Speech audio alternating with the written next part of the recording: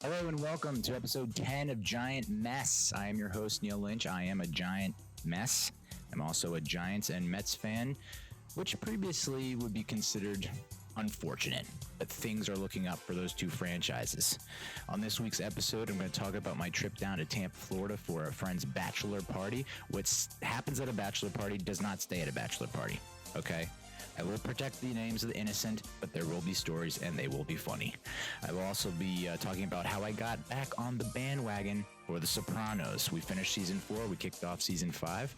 I'll give you my thoughts on that.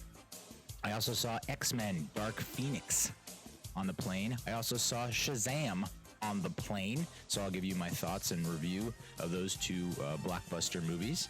And then we'll talk about the debut of future Hall of Famer Danny Dimes Jones, all aboard the Dan wagon because things are looking bright for that rookie. And then we'll finish off with a little RIP, T's and P's for the New York Mets 2019 season. Officially over. They've been officially eliminated. We'll take a look back at where things went wrong in 2019, where things went right. We'll also take a look at who stays, who goes in 2020. Is Mickey Callaway safe? All that and more in episode 10, a very special edition of Giant Mess. We hit double digits, y'all. We're no longer in the single digits. You know, back when you were 9 years old and you turned 10 years old and you're like, I'm an adult now. I'm a big boy now. No, just me? Okay, great. Well, we're in episode 10 of the podcast, so the podcast is officially a big boy now. I'm going to take it into the big boy phase of the podcast. It's been a soft launch, I'll give you that much. But speaking of launches, let's talk about the trip, the flight to and from Tampa for my friend's bachelor party. My friend is kind of the last of the herd to get married. This bachelor party had 19 dudes, 19 bros involved. A lot of guys, and maybe too many guys. In my opinion, not enough guys. When you get to be our age, late 30s, almost 40, invite as many people as you want. This is it, my man. This is the send-off. And I would argue that bachelor parties in your late 30s are much more intense than in your early 20s, mid-20s. I mean, there's a lot, you're going to have fun in your early to mid 20s if you're having a bachelor party, even late 20s. Things are happening. Things are going well. Most of the guys are single and they're willing to mingle. And I get that. I would argue the number 2 slot for the best time to have a bachelor party, your late 30s. Everyone's either married or divorced, probably have kids, and they're looking to get wild. They're looking to relive their early 20s, their mid 20s, their late 20s. And we did that. We did just that. I went down Friday afternoon, caught a JetBlue flight. JetBlue, God bless you. After years of flying Spirit and other airlines that stick their member directly up my butthole, JetBlue said, hey, come with us. We're gentle. We're kind. We know you've been burned in the past, but we're here for you. We're the nice guy of the airways, of the airlines. And it was comfortable, satisfying. My only quip, my only concern, my only complaint with JetBlue is you got to pay $5 for earbuds, headphones, $5 for a blanket, $5 for a neck pillow. I mean, come on. Other than that, because I forgot my headphones and I had to get headphones to watch the movie, which I'll get into that later. But the flight down, all right, I'm going to get in around 6-ish. I don't know what the dinner plans are. So far, there are no dinner plans, which is the best. This party, organized by the bachelor's brother, had no itinerary. And those are the best parties. I organized a bachelor party back in March for my best bud from college. I was the best man. First and only time, probably, that I'll be a best man. I planned everything down to a T. Tried to, at least. And almost nothing went to plan. The stuff that did go to plan, it's like when you plan something, there's hype. It's like, oh, expectations up. This has been planned. This is supposed to be great. And so everyone gets their hopes up and they're ultimately dashed because they never live up to the hype, right? When nothing is planned, ooh, that's when the good stuff happens.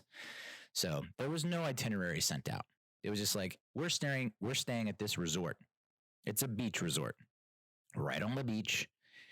There's a pool, and that's all you got to know for now. And I'm like, all right, in. And not knowing that it's Clearwater Beach, not necessarily Tampa. And I've been to multiple bachelor parties in Tampa before. This is my 4th bachelor party in Tampa. Now, it's been a while. It's been a decade since I've been in Tampa with a bachelor party. But I'll tell you this, to give you a sense of the previous bachelor parties in Tampa. 0 for 2 on return flights from Tampa back to Newark. 0 for 2. Possibly 0 for 3. Was I 0 for 3? Yep, 0 for 3 on return flights from Tampa to Newark. That's how much I enjoyed myself in Tampa. I have never missed any other flights in my entire life. 0 for 3 back from Tampa. Now, we weren't staying in Tampa. It was Clearwater Beach, which kind of adjacent to, next to Tampa. But okay, you know what? I'll give you the scoop on the previous bachelor parties in Tampa real quick. A minute each, possibly. The first one, 2006, okay? July 2006. I believe it was 4th of July weekend, 2006. So you're really upping the ante. It's like holiday, summer holiday, bachelor party, sunny place, strip club capital of the world. I mean, like, that's just when those forces combine. It's the Voltron of bachelor parties. It's just, you can't defeat that. Unbeatable. Went down there, got mixed up in some stuff. Tell you that much. Went to Channelside. And we didn't go to Channelside this time, but Channelside that time, it's basically the power plant area of the Inner Harbor at Baltimore with people that are slightly more attractive, slightly tanner. We call Tampa Tan Baltimore because that's what it is. It's just a good time. I had a great time in college in Baltimore at the power plant. All kinds of bars within walking distance right there. A little hub. It's a power plant. It's a power hub of bars and nightlife and cocktails and women and beautiful things. All the things in life. Bad things happen at the power plant. That's for another podcast, another show, another episode. But I'll tell you this much. Channelside in Tampa, +1 on power plant. +1 on power plant. The one bar has like 4 different genres in the bar. It's not just a sports bar. It's not just a country bar. It's not just a hip hop bar. It's not just a techno bar. It's all of those in one. And it's like a Disney World kind of, not Euro Disney. What is the place with all the countries? Completely blanking. Epcot Center? No. Maybe. No. All the different countries, Disney World, Disneyland, don't know what it's called. Can't believe I'm blanking. That's what the Channelside in Tampa is. You get all that. You get sick of this, you go over here, you know, maybe you're not working so well in hip hop, you go to the country bar and now you're line dancing. And that's what happened to us. We got caught up in some line dancing, and it is crazy when you go to a line dancing bar and everybody knows how to line dance except you. That stinks. And you're also drunk. And so you're not coordinated, and everyone around you, even though that you've seen them kind of stumbling around, their eyes are droopy, they get on the line dancing dance floor and they're line dancing their dick off. And it's just like, where is this coming from? How did you know this? I mean, every song, not just one song like the electric slide. Everybody knows the electric slide. No, this is every single dance, line dance. The whole dance floor is getting it except our bachelor party. And I tapped out after a couple dances. I was like, this is like the Twilight Zone. Did you guys all come here together? You're in a group? This is one big group? What's going on? End up getting together. Now I'm single at this time, so this is completely allowable in my mind. Find some ladies. They did drive it like I don't condone or endorse this, but they drive us somewhere after the bar. I'm not a big fan of driving to or from a bar. Just leave the car at home. Let's do cabs, Uber, whatever. The Uber didn't exist at this point, and cabs didn't accept credit cards. So it's like you're in a tough spot a lot of times. So I hitched a ride with these ladies and another friend. We go back to a house to find out that it's not her house. It's the house she's dog sitting for. / house sitting, I guess. I guess you're watching the dogs. You're in the house. You're also watching the house. We had a little late night eats action. But when we get in to the house, it's 2 dogs, and they are not what you would consider cuddly dogs. I think one of them was a Doberman Pinscher, possibly a German Shepherd. The other one is Pit Bullish. I don't know if I'm not good with breeds, but it looked like a pit bull. So you got 2 of the basically you got the gangster of dogs. Probably unfair. I know I'm going to get a lot of feedback from the pit bull owners saying they're not all like yeah, I get it. I know they're not all like that. I'm not saying that. I'm just saying, stereotypically speaking, pit bulls, they have that, they got an edge to them. And the German Shepherd / Doberman Pinscher, those are like the cop dog, like attack dog canine unit. And I thought that was an interesting dichotomy, interesting pairing. You got like the cop dog with the criminal dog, like the Michael Vick dog who likes to get in illegal dog fight rings. And then you have the canine cop and coming to you NBC Thursdays, prime time. But either way, these 2 dogs will kill me in a heartbeat. And so immediately I'm taken aback, and they're rushing me. And luckily they're both on leashes. Didn't see it, but they got choked by their own leash coming at me. But that's all my life flashed before my eyes. And meanwhile, this dog sitter is just beating the piss out of them, just slapping them around, punching them, kicking them. And I'm just thinking to myself, Neal, you done did it again. You got yourself involved in something that's not pretty. No bueno. No, thank you. This is ugly. And of course, she beats them off and they don't kill her. I don't know how they didn't kill her, but they're barking at her like crazy. And she's like, you know what? Let's go get some food. So we go get some food, Steak and Shake. Never had it before. Heard it's a good time. So I'm like, all right, you know what? And this is, I was in yes mode. I convinced my brain there's no no's on this trip in 2006 Tampa. There are no no's. It's all yes, all the way, green lights. But the yellow light's starting to flicker. It's like, hey, now you're getting in another car with this random person, and now you're going to a Steak and Shake, and you're bringing the dogs. One of the dogs, the canine cop dog, which, if I had to choose, yeah, maybe the canine cop dog over the notoriously stereotyped killer dog.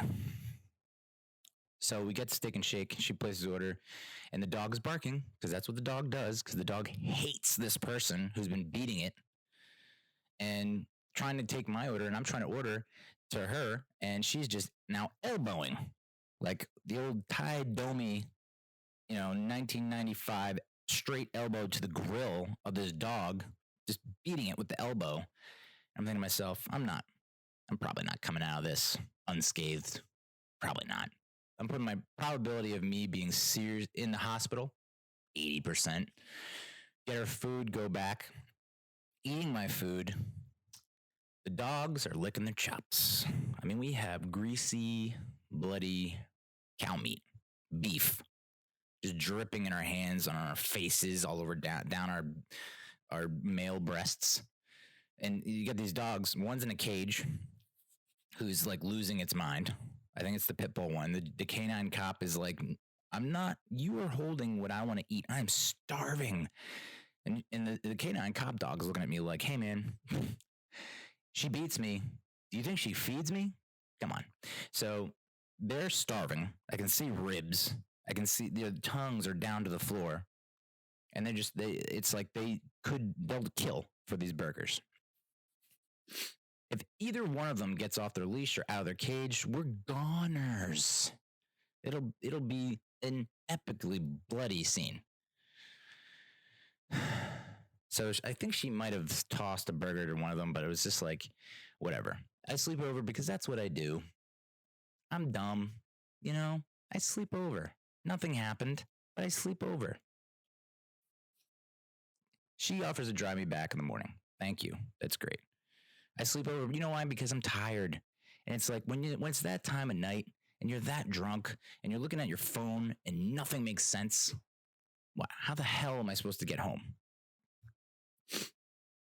And, there's an outside chance, you have that back of your head voice that's just like there's a devil and the angel on each shoulder. And it's like, the devil saying, hey, man, all it takes is a little bit to open the gates.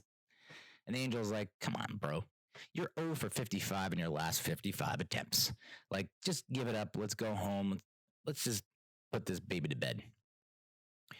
So you stay over, wake up. She offers to drive us home.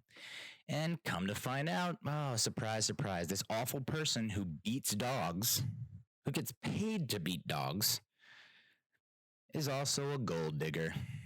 She has a guy willingly, openly telling us this, that there's a guy that just gives her gifts, jewelry and money and all this stuff. And I don't know, maybe she does stuff with him, but she was saying that she didn't, but she gets all these gifts and presents, and it's an older guy. And I'm just thinking to myself, wow, you are like winning the crown of best person on the planet right now. I cannot believe I actually got in a conversation with you, and through all the haziness and fogginess that was my booze-covered brain, I thought, yeah, I'm going to end well. It didn't. So that's just a glimpse of the 2006 bachelor party. The 2008 bachelor party, not my best moment. And I've had a lot of not my best moments, but I'd have to say that going to a Hooters bikini contest, might have been a wet t-shirt contest, and talking with one of the contestants beforehand and saying, all right, I'm going to help you win.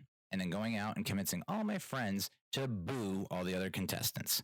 We were the only jerks, the only buttheads, the only jerkwads in the audience. When a contestant that wasn't our pick came up, we booed, and people couldn't understand it.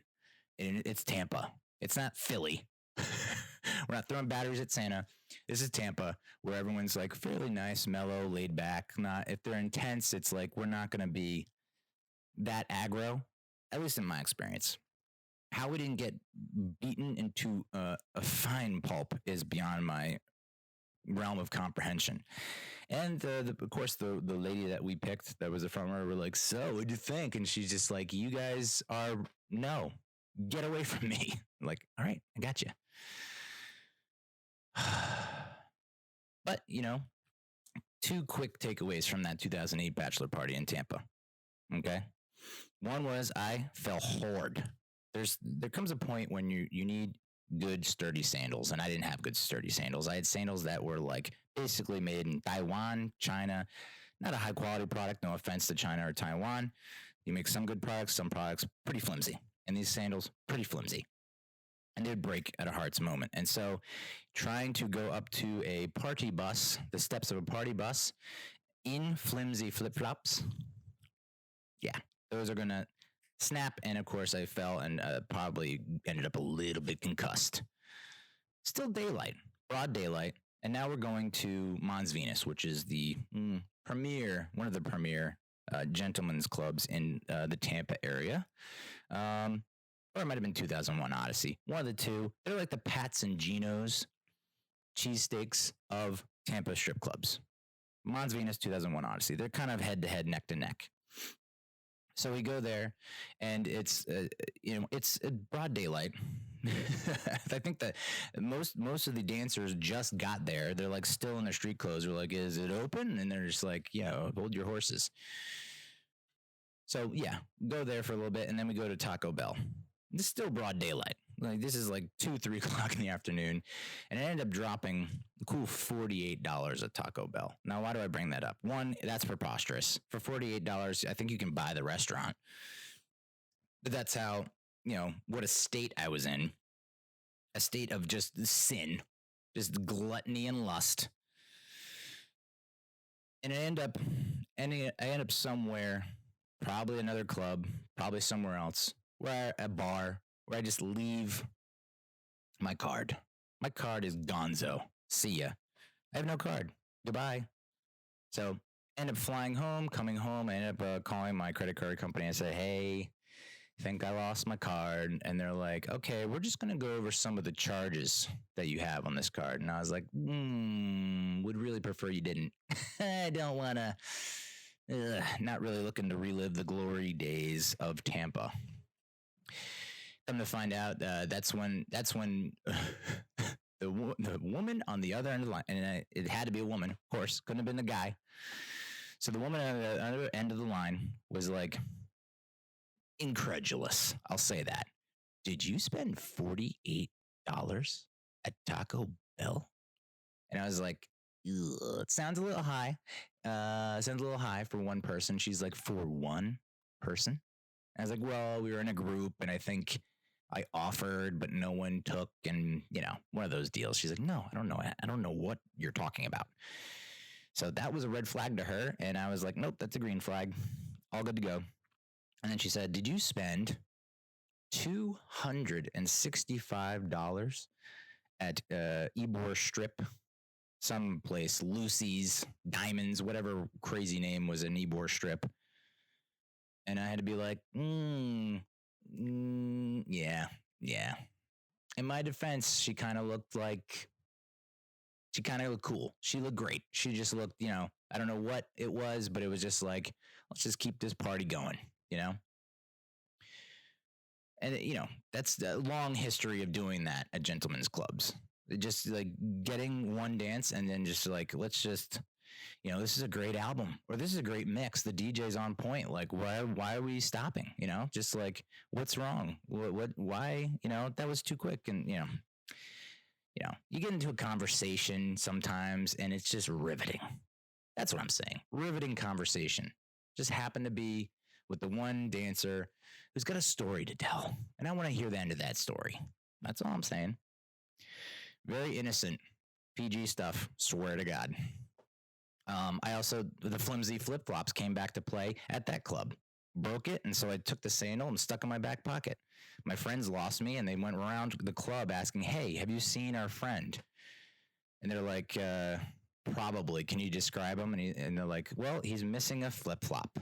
He's got one flip-flop on, and we're pretty sure his hair is standing on end. He looks like Ace Ventura. And they're like, yep, booth 3. Just bananas. That's the one story from 2008. The other story from 2008 is I lost my wallet in El Segundo. Nope. I lost my wallet, everything in it. I don't even know how I was able to fly home. But I lost my shirt, ended up in a random bed, had to wear someone else's shirt, ended up looking up the phone records. My phone's in Mexico. So, yeah, trying to work that out. That was a long week. That's a long week trying to figure all that out afterwards. Where's my phone? Where's my wallet? Where's my life?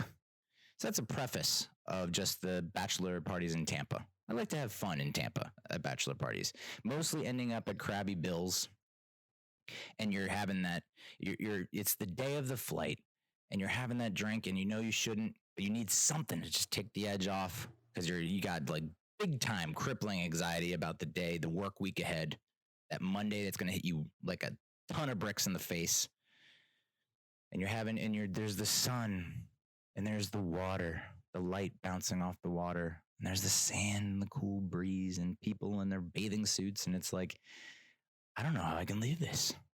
And then you start thinking, well, I can change my flight. How much could it cost to change your flight? $150. Is it the best money you've ever spent? You're trying to convince yourself. Your buddies are chiming in. Let's do it.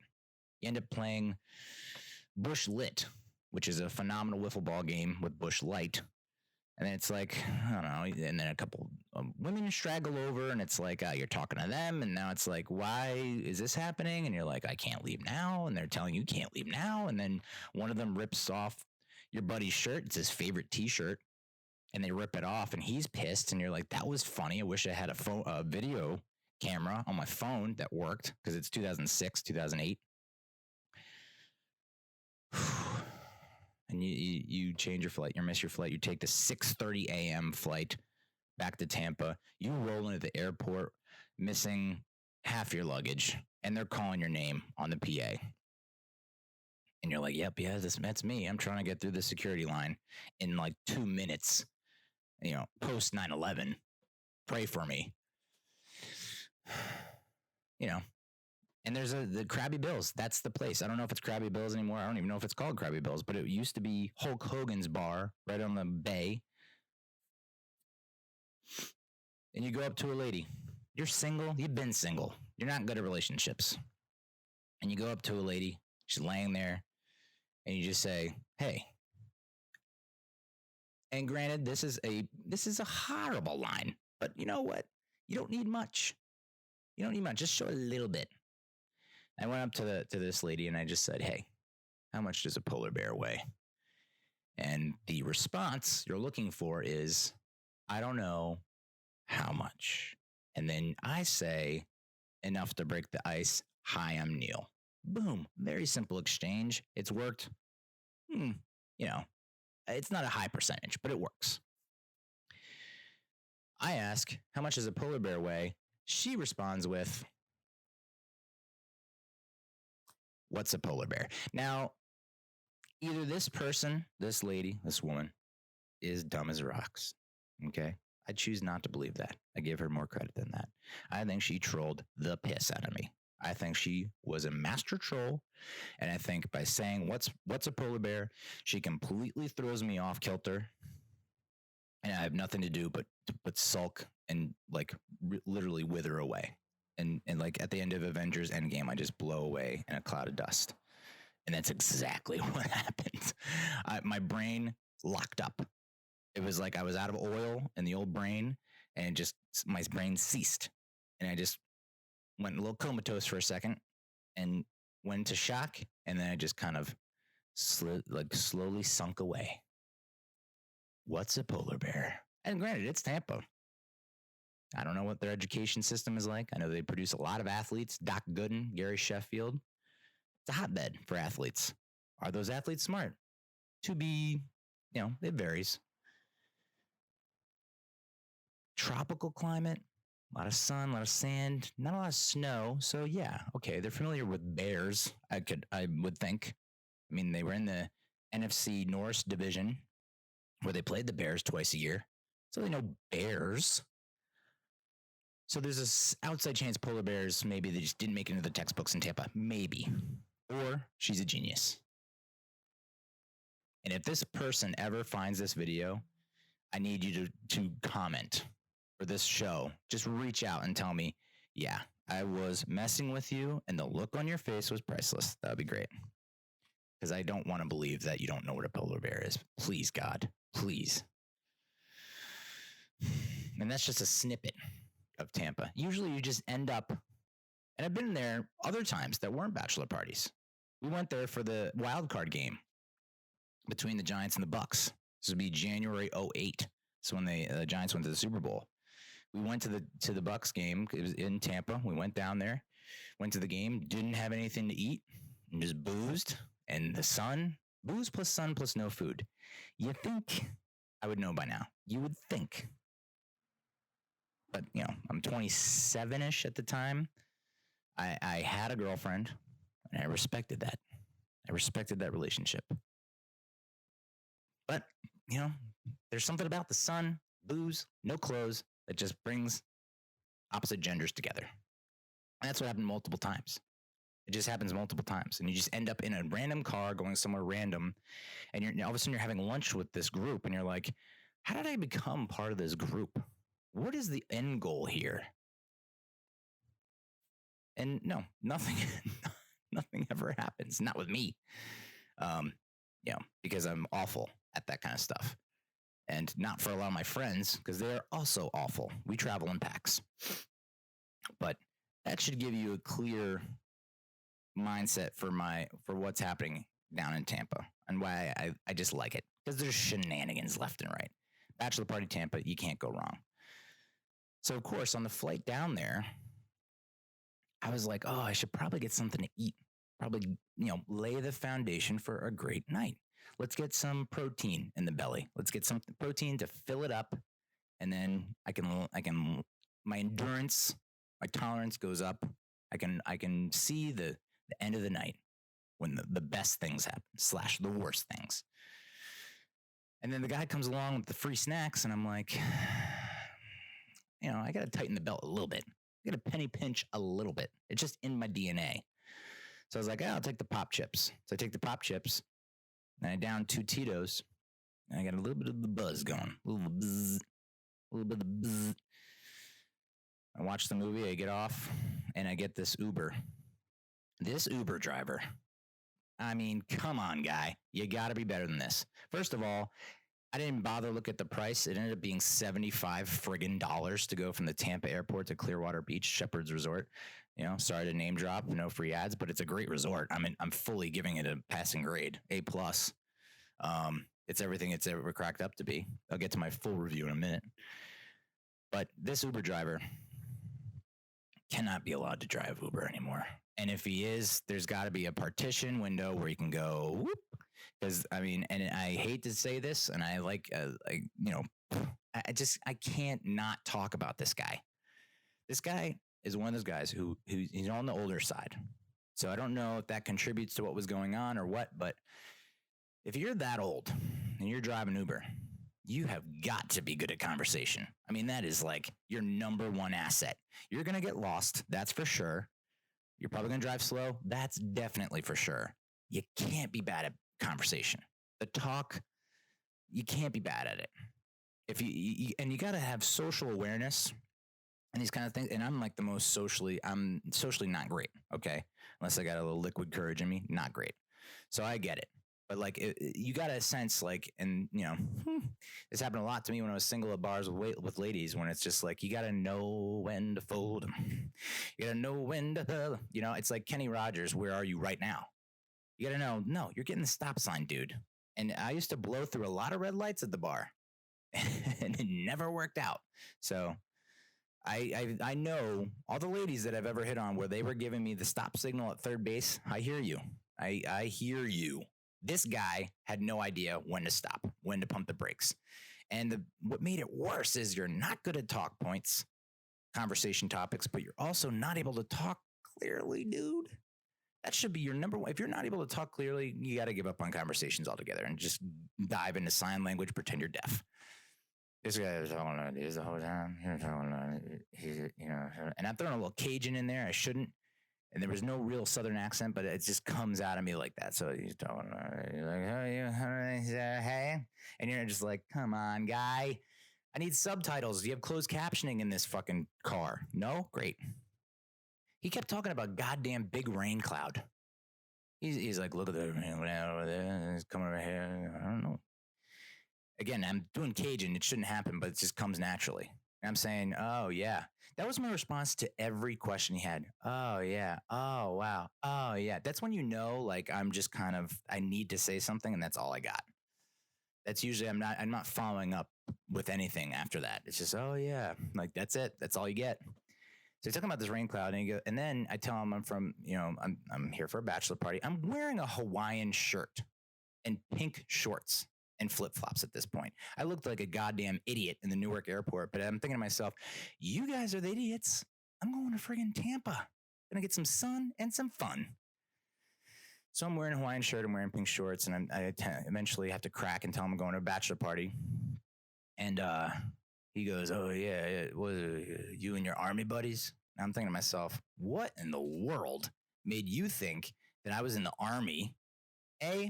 Pudgy as fuck. Like, I'm pudgy. I'm all chub.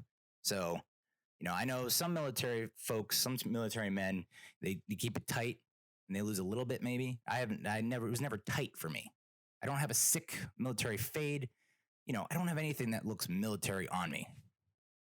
So I was like, no, it's just, you know, friends from high school, college, blah, blah. And he's like, oh, okay. And he's like, so is there ever rain in New Jersey?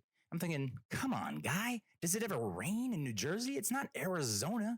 Like, I understand maybe you lived in Florida most of your life, but come on. Come on, dude. New Jersey? The Garden State. You're telling me the Garden State doesn't rain ever? Get the hell out of here, dude. So one of the worst conversations I've ever had in my life, and I've been piloting a few in my day, so I have the right to criticize in that respect.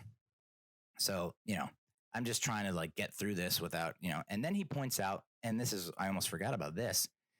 He's like, Scientologists. And I was just like, oh my God, dude, Scientologists? Turns out, yeah, Clearwater Beach has one of the headquarters for Scientology.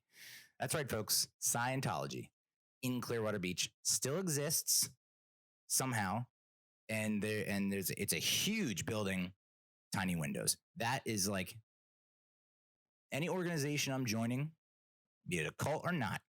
You got tiny windows, I'm out. No thanks. I need to be able to see clearly outside. And of course, Scientologists are in like full regalia, like the sweater vest all buttoned up with the chains and the jewels, and it's just like, dude, it is 95 degrees out. Are you sweating your balls off?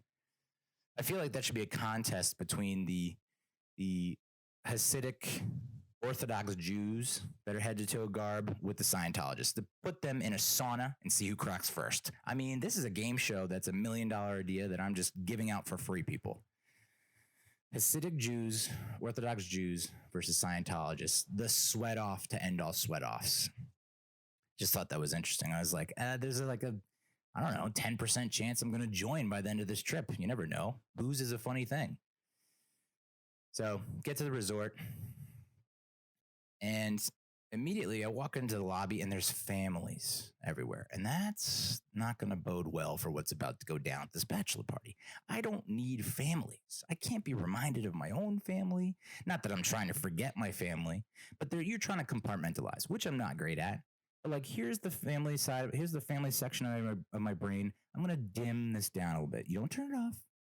It's in the back. It's just running in the background. Just dim that section of your brain, the family section. You check in. I did. I checked in.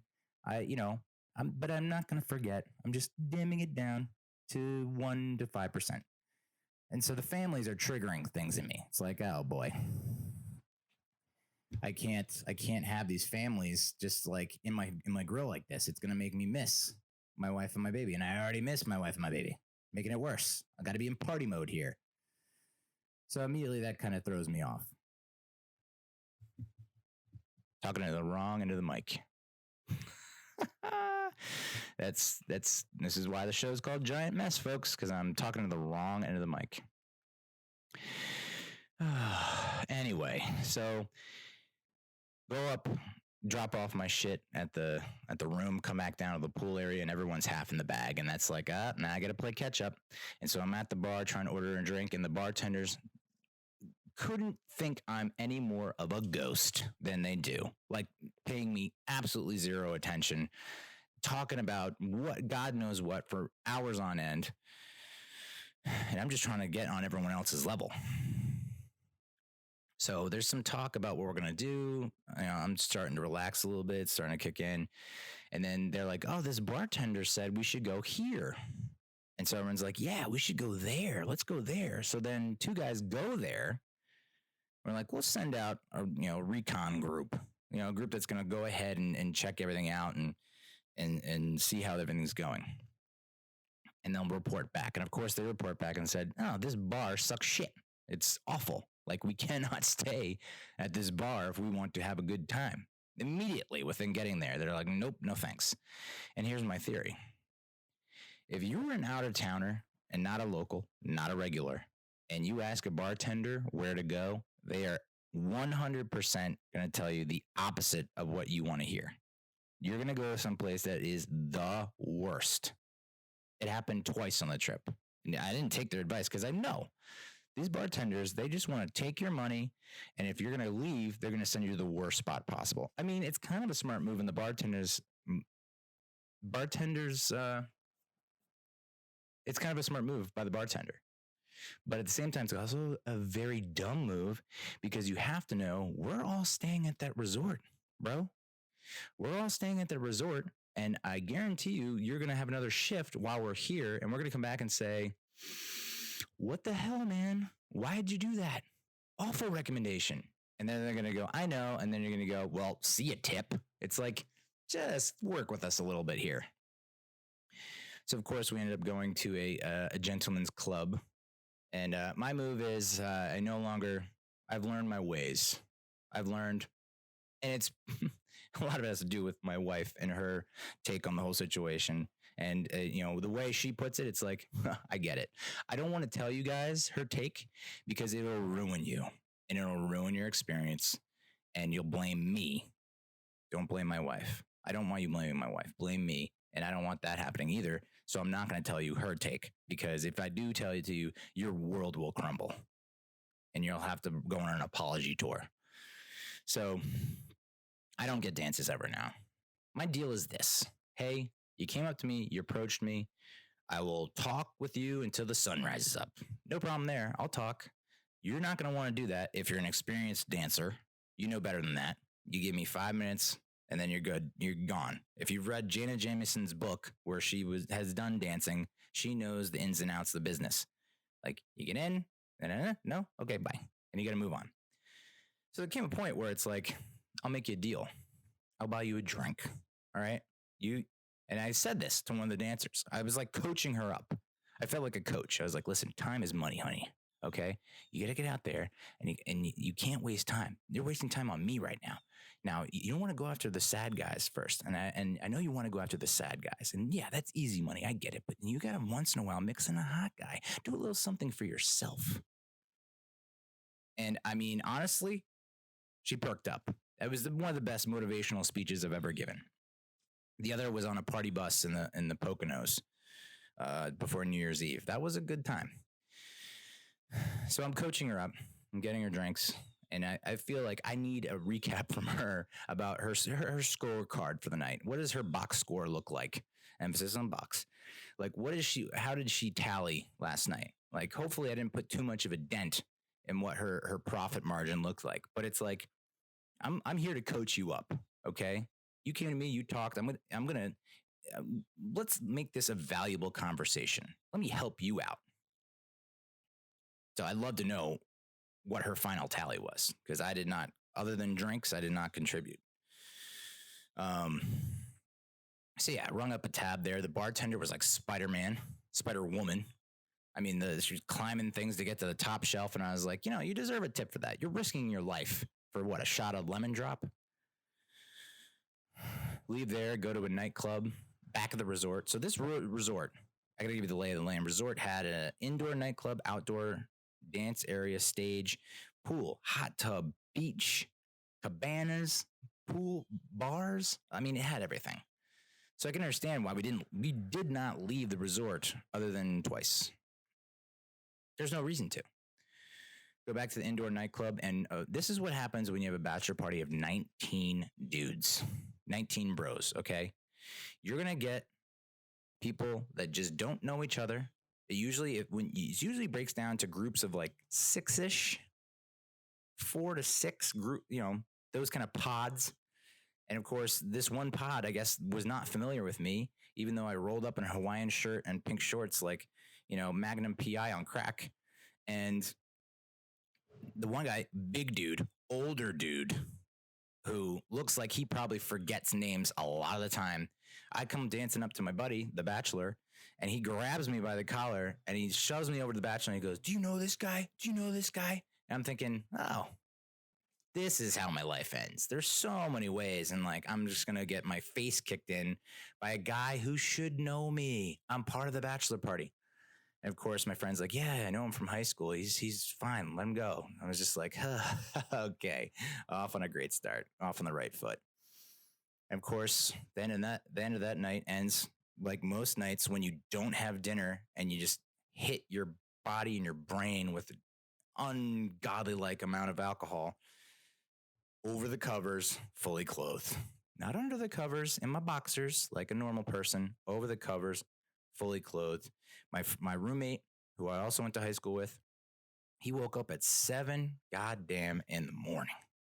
7 in the morning. What are you doing, dude? Like, no. That's cool if you do that on a normal Saturday morning back home, not at a bachelor party. He woke me up at 7 a.m. and I didn't know what was happening. I thought, oh my God, did I sleep till sunset the next day? If so, why am I still hammered? I got up and took a very lengthy urine sesh, comparable to that one track on the Adam Sandler album where you just cannot stop peeing. That was me. He got up at 7 a.m. and went into the gym. I'm thinking to myself, okay, maybe I can get up at 7 a.m. Maybe if something crazy is happening, we got a big day drinking event, a tailgate at a college football game, I'm in. I'll do it. I've done it before. Preakness, 2007. I did it. I have that capability. But to work out, you couldn't have paid me enough money to go and work out at 7 a.m. that day. No thanks. And I just turned the mic again. So I was talking into the wrong end of the mic like this. So it's supposed to be over here. And I'm talking, and now I'm back. Dear God. I don't know what to do with this mic. It's all over the place. But so I went back to sleep. And I woke up at 10:30, checked in with the wife, called her.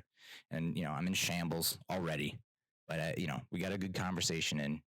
And I went to, and here's the thing. Even if, and I understand this in most places, but if you're Florida, especially if you're Tampa, serve breakfast all day. Just do it. You can't be the strip club capital of the world and cut breakfast off at 10:30 in the morning. That's just not right. That's against the rules. It should be illegal. First of all, if it's a.m., that's breakfast time. 12 p.m., I get it. You can cut me off. Because that's on me. If I can't get breakfast by 12 p.m., that's on me. But shutting breakfast down at 10:30 is a sin.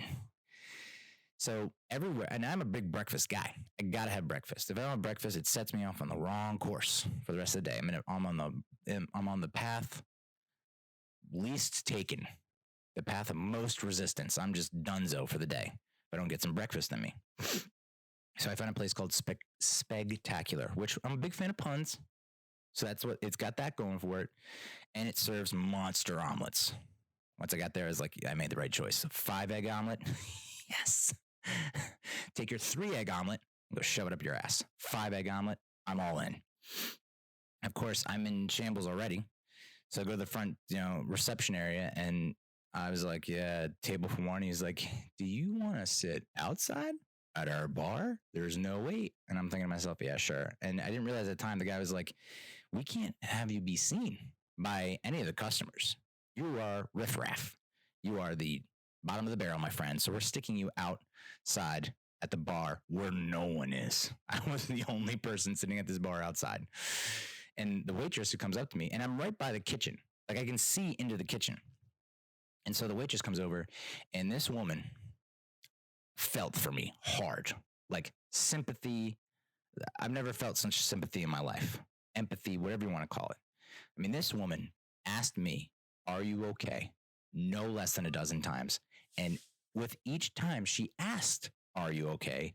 It got more and more concerned, as if my responses were not yes every time. Every time I said yes. And every time she would come back and be like, are you okay? Like, just like, you can tell me if you're not okay. And I was like, I can't delve into why I'm not okay. I'll be here to like the kingdom come, dude. So I ate with my sunglasses on. That's a must. And I listened to all the BS that goes on in the kitchen area. And I used to be a server. I was a horrible waiter, horrible server. So I get it. Like I get it. But the women, the waitresses, the servers at this restaurant in the kitchen were at each other's throats. I've never seen any or heard anything like it. And it was so passive aggressive.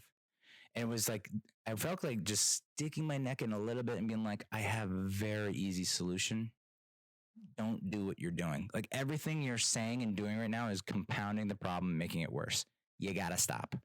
And so the one waitress comes over and goes, and pretty cool that you got a show for free. And I was like, yeah. I just need to get out of here before someone flings a knife and I get stuck like a pig. Leave Spectacular, full and ready to party. Like I went back to the little, I don't even know what you call it, convenience store in the resort area. You got the Pepto-Bismol, check. Aleve, check. Vitamin water, check. Pedialyte. You got everything you need for the hangover. I put all that in my face and my stomach. I felt somewhat respectable. Went down to the pool and had ourselves a goddamn day. Had a day and a half at this pool, and I don't know, and that's like day drinking at the zenith of day drinking. That's like the epitome of day drinking is just at a pool when you have a cabana That's yours. And you just have you don't know where this alcohol is coming from, but it's coming, and you don't even think about the outrageous bill that's coming your way.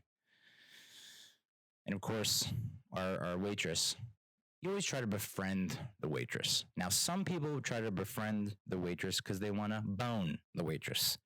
I like to befriend the waitress because sometimes you get the friends discount, family and friends discount. You get like, here's, oh, you know what? The last hour I didn't charge you. And you're like, oh my God, it pays to be nice. So the waitress, my friend who's sitting next to me, who I accused of getting kicked out of the gentleman's club, I gave him horrific anxiety, and I apologize because I don't think he did, but I made it sound like he did. And then, there's a period where it's like, I didn't black out, but did I?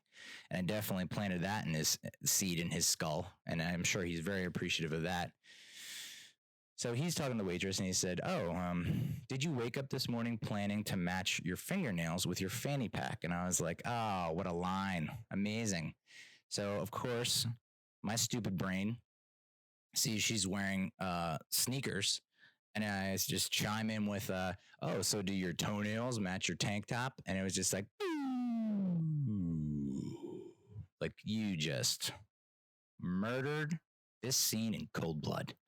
Like any time that you mention feet or foot related items, you're done. And I should have known that. Because as soon as I said that, she goes, ugh, what do you have, a foot fetish? And my friend's like, so creepy. And the other friend who knows me is just like, yep, that sounds about right. Yep. Yeah, that's you are Buzz Killington. So thankfully, I don't think it set us down the dark path. I think it was just like, he's an idiot. Let's keep it moving. My other friend, though, this is a person who I was amazed. Who has a predilection for fighting, who just, I think, looks for fights subconsciously. We're chilling in the pool, and there's another group of bachelors in the pool, and the one bachelor is talking to, if she were a porn category, it would be mature MILF. She's in that category, and this guy's been talking to her for a while. And, I guess putting in work is what my friend said. And he goes, look at this asshole putting in work with this mature, woman and getting nowhere, half an hour and nothing's happened. I'm like, dude, they're having a conversation in a pool. It's not, it's not 10 p.m. It's not like closing time at a bar, at a nightclub, where it's like 2:00 p.m. in a pool. As if you were going to go up there. Like, I meant to ask him, like, hey, bud, you're going to go up there and just like sweep her off her feet in the friggin' pool? Outrageous. But he's saying this loud enough so the guy can hear him, and he's just tearing apart his choice of sunglasses, his choice of drink, his look, his demeanor, his facial hair. Like, I'm just like, hey, bud, whoa, like, let's just calm down. Like, where did this come from? This guy. Oh, So the day drinking continues. On and on and on. My friend orders tacos and leaves the tacos on one of the lounge chairs, and these seagulls just start dive bombing us, picking up the food, because there's a lot of it, mahi, chicken, whatever, and just like carrying it over the pool and dropping it in the pool. So like that becomes a problem. And then there's a war between the two sides of the pool. Literally, the guy comes in and tells us, because we have a football, hey, only thing we ask, don't toss it the length of the pool. Because that's how people get hurt. That's how people get hit in the head. And we're like, yeah, of course. All while this is happening, we're wearing welcome to the shit show tank tops. I mean, there's 8-year-olds wandering around. There's families, there's kids, there's moms, there's dads, and we're just welcome to the shit show. 19 of us wearing this tank top. And of course, it devolves. The pool scene devolves into, here's one half of our bachelor party on one side of the pool with a bunch of randos, and the other bachelor party, and then the other half of bachelor party, the other half of their bachelor party, and other randos on the other side of the pool, chucking footballs.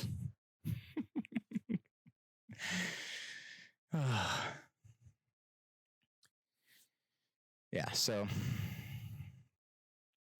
spent all day at that pool, and of course, there's a picture of me in the pool without my shirt on, and people laughing.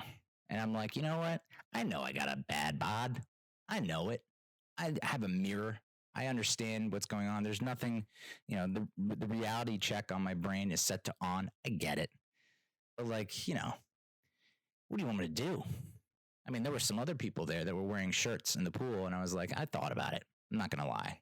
I thought about it. I was like, I look all right in a tank top. Maybe I should just rock the welcome to the shit show tank top in the friggin' pool. So, of course, the times died down. The sun is setting. We're like, what are we doing tonight? We're getting a sit-down dinner. We're getting steak. And so I shower, get all dressed up, pop an Adderall, which my history with Adderall has been very, very bad. Just thumbs down all around. I don't know that there have been highlights, not going to lie. There have been some good moments that ultimately are ruined by the aftermath. The aftermath is what it really gets me. Because I don't normally take it. Not my prescription. Not going to rat out whose prescription it was. My wife. But took that, went down, and I'm getting the second wind. Oh, before that, we went to like the outdoor dance area, the stage. And we saw like one-on-one dance-offs because it's not full-blown dance party at this time at sunset. It's like we're all just trying to take a breather, take a seat, take in the setting. But there were some one-on-one dance-offs. One of the one-on-one dance-offs featured an elder lady with one of our crew members, and the elder lady had a cane. And I mean, there's video. It's probably been burned since then, but just like that's what we're talking about. It's the little things. An elder lady barely can move, dancing up a storm, holding a cane. So shower, get dressed, come back down, Adderall in my system, and the party's starting to get going outside. And I think a lot of people were like wanting to stay there, and we end up going. We end up going because someone had an itch. Not me, not pointing fingers, but we end up going to a different gentleman's club. In this gentleman's club, on the ride there, I got another Uber driver with a lot of stories. And this Uber driver, he's telling me that I was like, all right, the Adderall's in the system. And when the Adderall's in the system, that's when the conversation picks up. Like if I had the Adderall in my system talking to that other Uber driver, he probably would have spoken clearly. He would have seen the light of God would have come down and hit him in the mouth, and he would have been able to talk clearly. So I'm talking to this Uber driver, and I'm saying, hey, what's the craziest story that you have? What's been your wildest story? And he's like, I had a woman, now that we're in Florida, he's like, I had a woman who wanted me to drive her to Wyoming from Florida, dude, via Uber. And I was like, that's got to be a cool $1,000. I mean, that has to be $1,000 at least. And he's like, yeah, I think it ended up being 900. I was like, you got ripped off, bro. And I was like, why? And he's like, well, apparently she inherited, one of her family members died, and she inherited an arsenal of antique guns. I mean, about as Florida as you get. And I guess you can't transport that on a plane. How do you check that at the airport? I have no idea.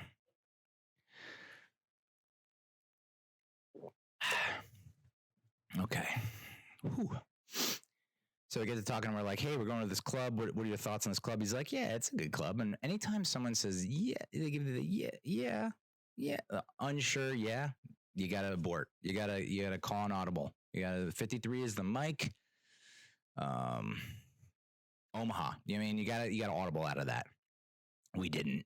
And we get there and it stinks. I mean, it literally stinks. It smells like 2 times worse than like the basement of our frat house, which was not cleaned. So upon walking in, I go, we gotta get out of here as soon as possible. And of course we sit down, and we're like one of the only people there. And I get approached, and I'm just like, nope, out. I never hit the eject button quicker than on this place. Get another Uber back to the place we went to the night before, and had a blast. One of our friends in that crew that went to the club ended up with a hat. Apparently, they give out paraphernalia, souvenirs at this place if you, I don't know, hit a certain number, which I love. Of course, now they do that. If they did that back when I was single, it would be like I'd have a whole friggin' closet full of primo strip club souvenirs and paraphernalia and apparel. He ended up with a bucket hat, a red bucket hat, that had "I enjoy vagina" on the bucket hat in Coca-Cola lettering.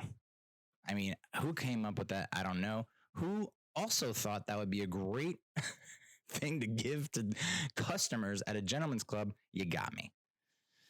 I don't know. I ended up talking to a dancer who had the worst breath in the world. Sorry to call you out. Sorry to throw you under the bus, but like, clean it up. Just get something in your system that, you know, I said it was Coke breath. That's allegedly. I don't know if you did that, but like, you got to clean it up. Mouthwash, gum, something. I know. Oh, that reminds me. I love talking to the bathroom attendant when I'm like that hammered. And he did not. The bathroom attendant was out on our conversations. He was just like, just get your shit and go. And I was like, if I'm going to take your stuff and pay you, I'm going to give you a good 5 minutes of conversation, whether you like it or not. I don't know. That's not consensual. And I know that's, you know, he could press charges, but like, you know, that's just who I am. You know, I want to become friends. But I had the one with the bad breath. And so, blah. The one friend, he gets the bucket hat, the red bucket hat. The one thing I'll leave with you about this place, and I don't know. I find this funny. You probably don't. Is when there's a moment during the night, and it happens maybe twice, maybe a couple more times, depending on how long you're there. But every once in a while, you'll hear an announcement from the DJ, and it'll be like, "All dancers report to the back, please. All dancers report to the back." And the way that he says it is like, "Ooh, you're all in trouble." It's like someone getting called the principal's office in school over the PA. You're like, "Oh man, you are in for a reaming, my friend." And so when I hear "all dancers report to the back, all dancers report to the back," and I'm just like, that is weird. And all I could picture in the back of my head is like a football coach, like a stereotypical old-timey football coach with a whistle around his neck, a hat on that's kind of crooked, and he's sweating. And I see like a whiteboard, and he's got like diagrams of the strip club stage on the like the blueprint on the whiteboard, and he's just tearing them all a new one. Just like, you got to be kidding me out there. Pick it up, Lisa. Lisa, not a stripper name. That's all I picture. I just picture him just chewing everyone out. Like, you call that a lap dance? What are you doing fucking with that guy? That guy would never dance with you in a million years. You got to go for Baldy over there. It's just like so many great scenarios going through my head. Of course, it probably didn't happen. But here's what did happen. They end up lining up on the stage. Like, there's just a single file line on the stage, and then one by one, the girl will go approach the pole, and then she'll do a spin around the pole. It's the weirdest thing I've ever seen in my life. I'm not entirely sure the purpose. I mean, I get it. You want, like, sometimes you just stay on one side of the room, and the girl that you might like is on the other side of the room, and okay, you got to see everyone. But just, if there's any way I could get hidden camera footage of this thing, it is, no offense to anyone at that club. You're all great, hard workers. Keep doing what you're doing. I'm just some idiot. It's sad. It's just like they're all just, it's like they're waiting for the bus. You know when you're waiting for the bus and you're just tired and you're hot and you're frazzled and you're just like, come on, like, hurry up. That's every stripper that was in that line, every dancer that was in that line had that expression, like, this fucking sucks. I can't believe it. Come on, hurry up. And they have to wait. And one by one, they do their little turn around the pole. And every single one of them had the most half-hearted, half-assed turn around this pole. It was like, is this supposed to make everyone want to dance with you? Now, I know I'm like breaking down, you know, stripper tactics, but like, this is not doing anything for anyone. And once in a while, there'll be a girl who really enthusiastically turn around the pole, and it's like, there you go. That's what we're talking about. I just thought that was like, I don't know. You don't do that. You're better than that. The best part about this gentleman's club was that they had food outside. So that when you come out and it's, you know, 2, 3 in the morning and you're all boozed up, you have a little, like a food truck, food cart situation outside, a food stand. And the funny thing is, it didn't even click with me that I had that food the previous night. until I had it the second night. I was like, oh, I had food here. And of course, you eat the food because it all looks amazing at that point. And in that state, it all looks amazing and all tastes great. And I'm guaranteed if I was sober, I might have thrown up if I had that food. But it's a lifesaver at that moment. And then, Sunday, I'm in just as worse a spot as I was on Saturday morning. This time I wake up at like 11:30. I hit up spectacular again. And this time the waitress is just scared of me. No, are you okay? None of that. Just scared. Doesn't even want to approach the table. Very timid. Keeping like at least an arm's length distance away from me. I feel like I have like am I in an orange jumpsuit with broken chains on my wrists? Like, do I look like an escapee from prison? What is happening?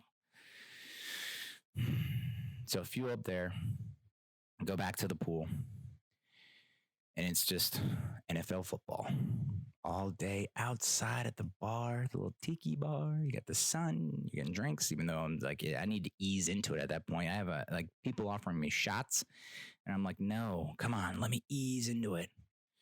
Let me get fruity tropical drinks in my system to get that sugar going, and then we'll think about shots. The Giants play at 4 against the Bucs. We're in Tampa. The 1 o'clock games are on. And of course, we have the Eagles and the Lions on one. I don't even know what we have on the other one. I think it's Cowboys Dolphins, right? So we're set. I get to watch the Eagles lose. Yeah.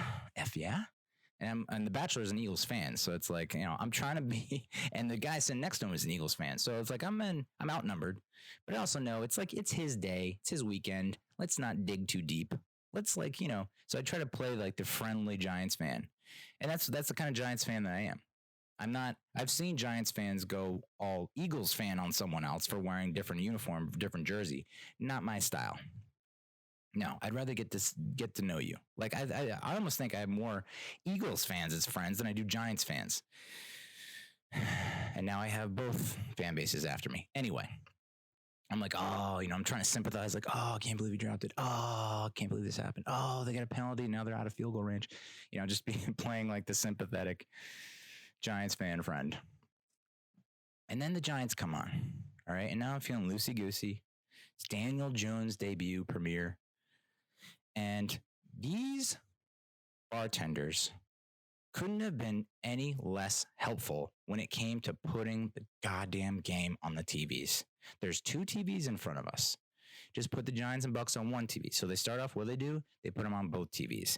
And my friend is like, love you, Neal, but I can't have 2 Giants games on at the same time, same TVs. I got to have another game. What happens? They change both the televisions. First of all, they say, and they kept saying this, we don't control the TVs. Talk to her, talk to him, talk to her, talk to him. I got to talk to my manager. Can you not get a remote at the bar? Can you not turn it with your hand? Just got to be better about that. So what happens? They turn off both TVs that have the Giants games and they turn them to a different game each. And I'm like, guys, come on. Like, I need to be able to see. Like, I'm wearing my Saquon jersey. Do you not know who Saquon is? Of course, the one guy's wearing a Drew Brees Saints jersey. And this girl who shows up is in a camo Tom Brady jersey. And I wanted to ask her, so did you see the Pats game today? What do you think of Tom Brady's play? Blah, blah, blah, blah. Like, there's no... And I'm convinced... I got to the point where they weren't sensing how urgent it was. They weren't sensing how much I wanted to put on the Giants game and how big of a friggin' Giants fan I was, despite being 0-2 and being counted out and everyone having a doomsday type thought process. My thought is the managers make them wear just a jersey, just a football jersey. They're just like, hey, we have a bunch of jerseys. Pick one and wear it for the whole day. And they're like, oh, why? And they're like, because people will light up. You have the games on the TV. They'll encourage conversation. They'll encourage more drinking. It works, trust me. And yeah, it does work. You see them wearing the jerseys and you're like, all right, these bartenders are football fans, just like me. Turns out they could give a fuck. So eventually it's just like, I'm trying to watch on my phone, which is absurd. And I just go around to the other side. And of course, it's playing right there. And I got to watch something very special. I got to watch. It turned, on the other side, the cursed side, Saquon Barkley got hurt.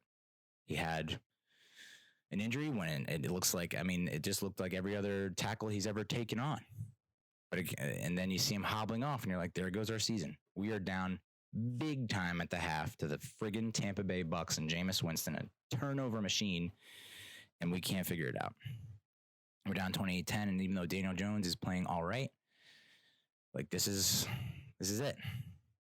And then, of course, the epic comeback, unreal plays by Daniel Jones, and we have the final kick. Now I'm sitting on the other side, and it's the final kick. And I'm thinking to myself, Janoris Jenkins, get the F off my team.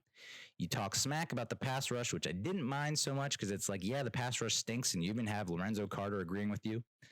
Then you give up so many yards, so many catches, so many touchdowns to Mike Evans. And the final dagger is you allowing them to get into field goal range. Very makeable field goal range, 34 yards. Now this guy's already got an extra point blocked. I think he missed another field goal, but now he's coming back and he's hit like 3 in a row. And you're like, well, he's figured it out. Whatever adjustment he made, it's working. And they even got him to where he needs to be on the field, where he likes it. And I go into superstitious mode. I go into, I think I can alter this game with my mind. And I put a curse on that gay guy. And I can say that because his last name is Gay. Give him the fingers. Give him the beady eyes, which apparently I have beady eyes. I found that out this weekend. Awesome. I put a curse on Mike Gay. Matt Gay? Mike Gay. He's gay. And then I give him the little Noonan. Right at the snap, right at the kick. A little quick Noonan. And it goes wide right. And I lose my mind. Now I have a lot of Tito's in me at this point. I got a couple of shots. Some of the shots I didn't even recognize. Not identifiable. White label shots. And I lose it. And I'm one of the only Giants fans there. Surrounded by Eagles fans and Buccaneers fans and fake fans who are bartending. I get up and I'm just like, I'm dropping F-bombs and screaming, yeah, and pumping my fist and trying to high-five anyone who's willing to. Not a lot of takers on that one. So I feel like an idiot. And of course, my friend who's an Eagles fan is just like, calm down, bud. And then the bartender, who's in a Drew Brees jersey, who just goes, yay, sports. And it's just like, I feel like such a jerk right now. But that's how much I love the Giants. And that's how much I love that we got a W in Daniel Jones' premiere debut. That's huge. I can't imagine what the talk would be if they took that L. Just be doom and gloom yet again. Like even Daniel Jones in his historic rookie debut performance, couldn't save the Giants.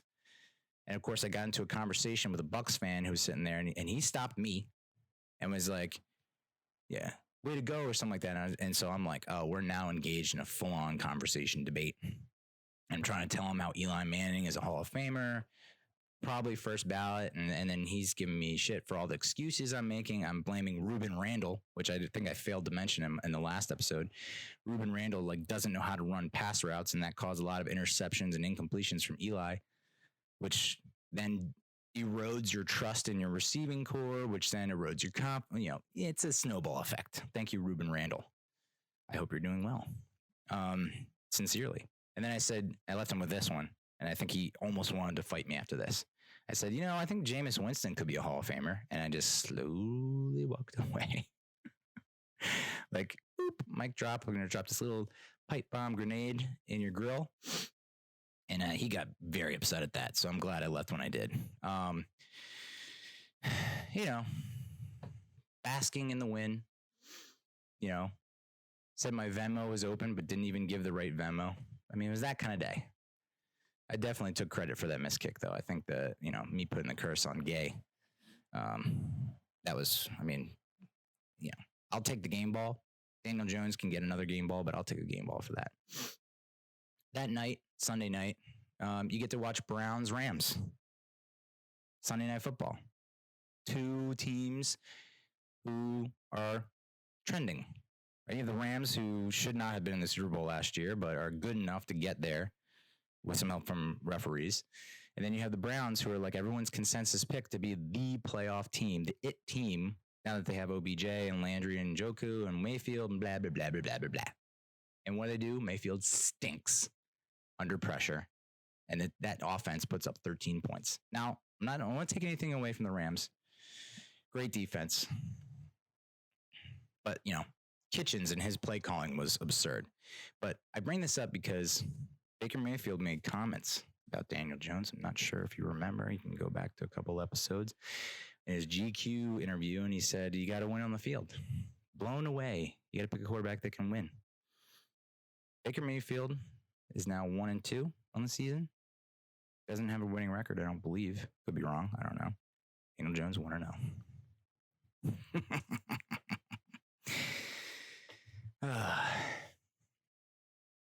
That's just so tasty. Tasty, delicious. Brings a smile to my face. Not much does, but that does. The fact that I think we got our guy. Daniel Jones is our guy.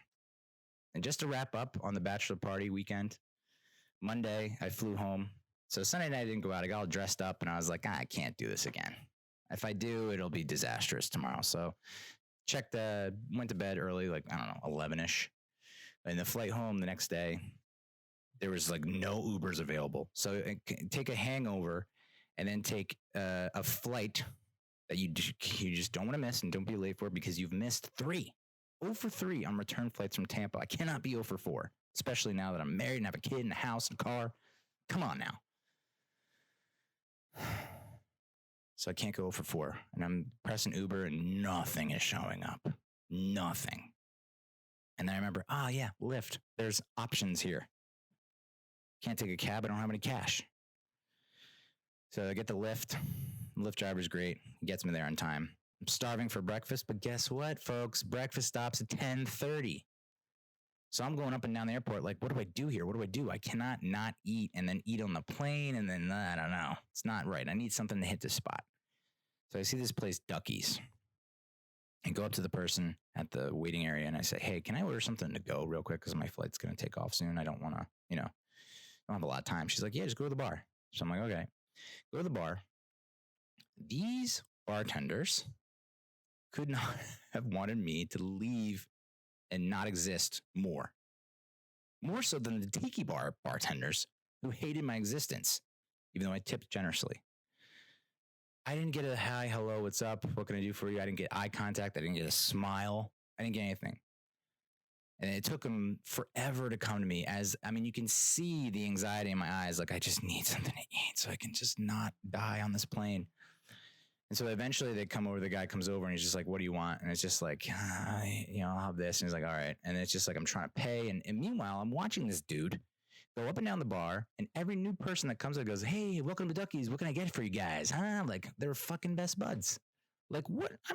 I'm wearing a sriracha t-shirt and a decent pair of shorts and sandals and eyeglasses because for some reason, I think the eyeglasses will make me look like less hungover. That's what's going through my mashed potato brain. My tater brain is me thinking that when I wear eyeglasses, oh yeah, he can't be hungover. He's just so tired from working so hard, from doing science. I don't know. That's my theory though. Eyeglasses. But like, come on, guy. I mean, my hair could have caught on fire and they would not have put it out at all. My heartburn was raging. And then I get picked up at the airport by this Lyft driver who, great guy and, Godspeed, but took the absolute worst way home. And, we get into a conversation, but there's about halfway through the conversation, I look around, I'm like, I don't even think we're in New Jersey. You picked me up in New Jersey. I'm going to another place in New Jersey. Are we still in New Jersey? And I look at the map and he took me all the way west and all the way over here. And we did like a big Nike swoosh. Took me like over an hour to get home, which is, it's a little out there. I don't think. So apologies for that long ass winded bachelor party story. So I mean, we're on to the TV section. Let's talk TV. TV will not be as long as the Bachelor Party section, but let's talk TV news first. South Park is back. I haven't watched the first episode. Apparently, it was about ICE and immigrant children and Joker, which that's a great combination.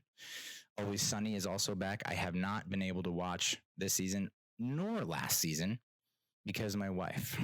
And I know I shouldn't throw her under the bus. I shouldn't blame my wife, but it's difficult for me to accept the fact that she does not like South Park and she does not like Always Sunny.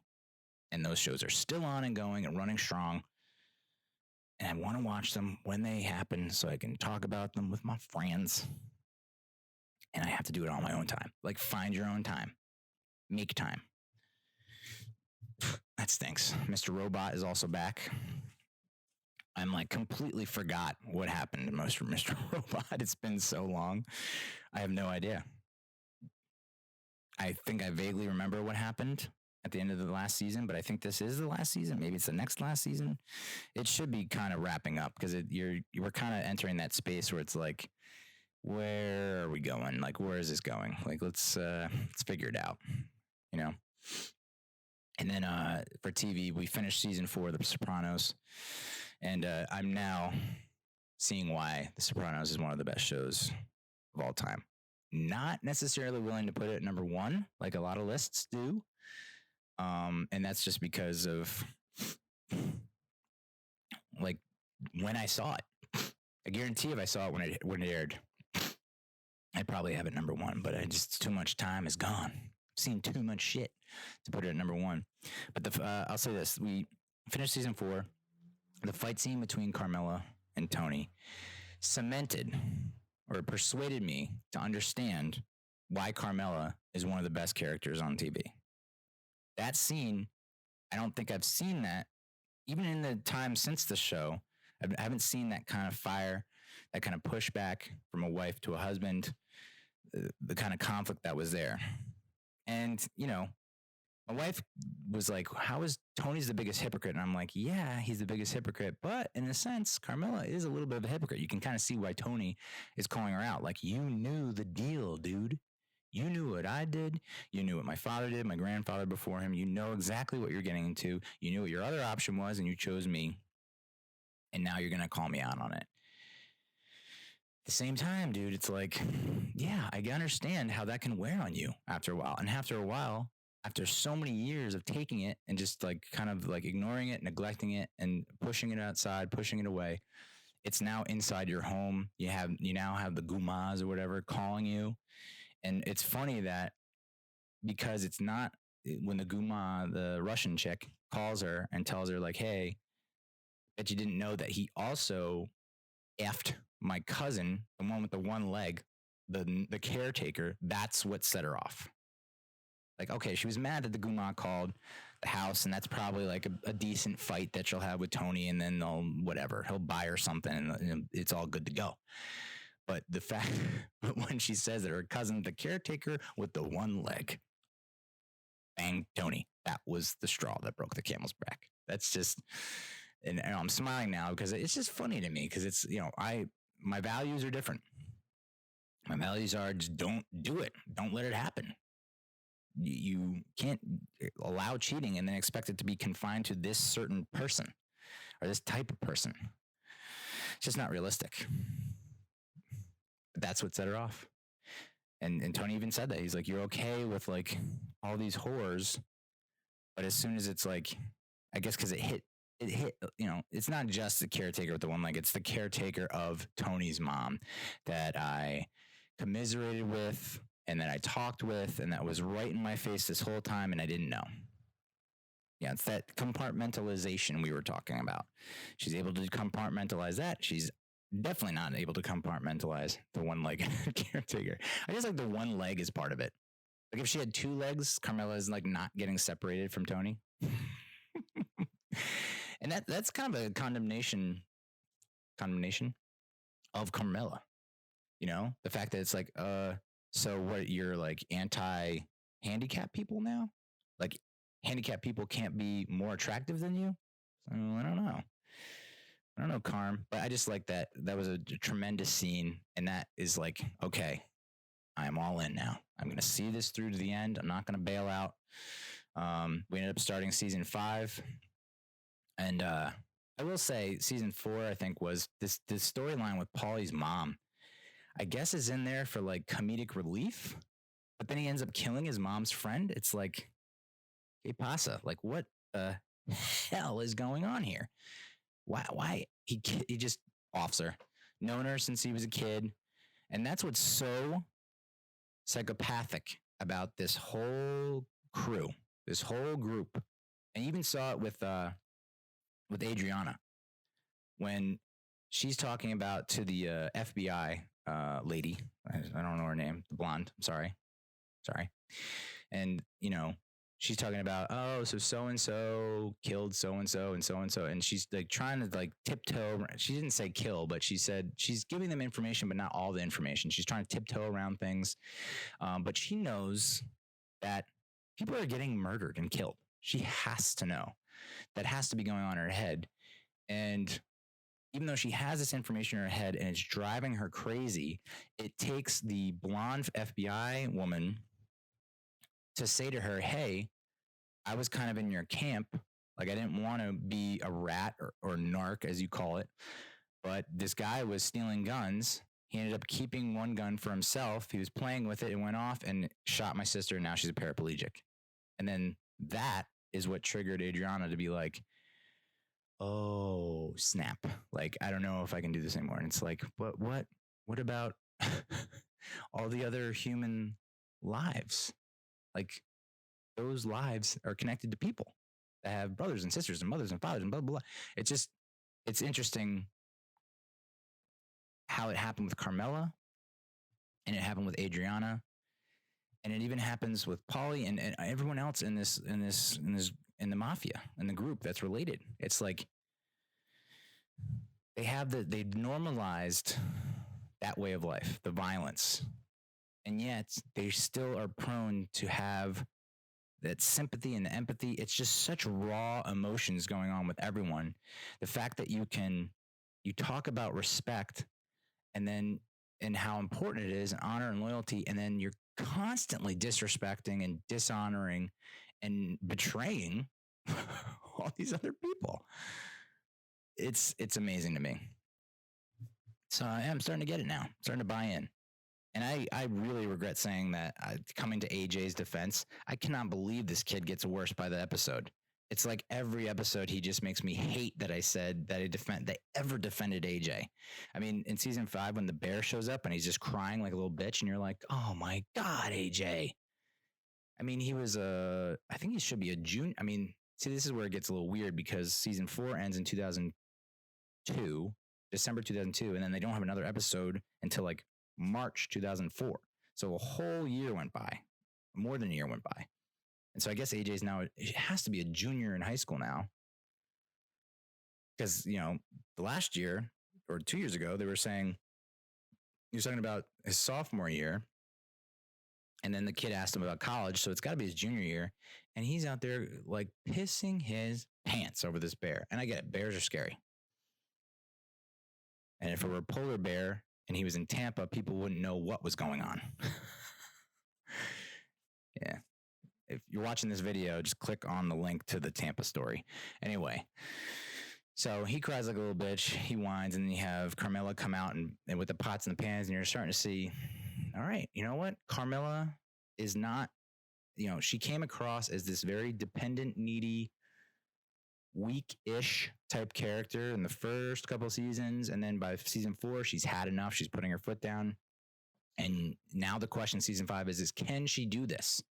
Can she be on her own and not need Tony and not have to depend on him? And so far, even with the bear, she's showing it.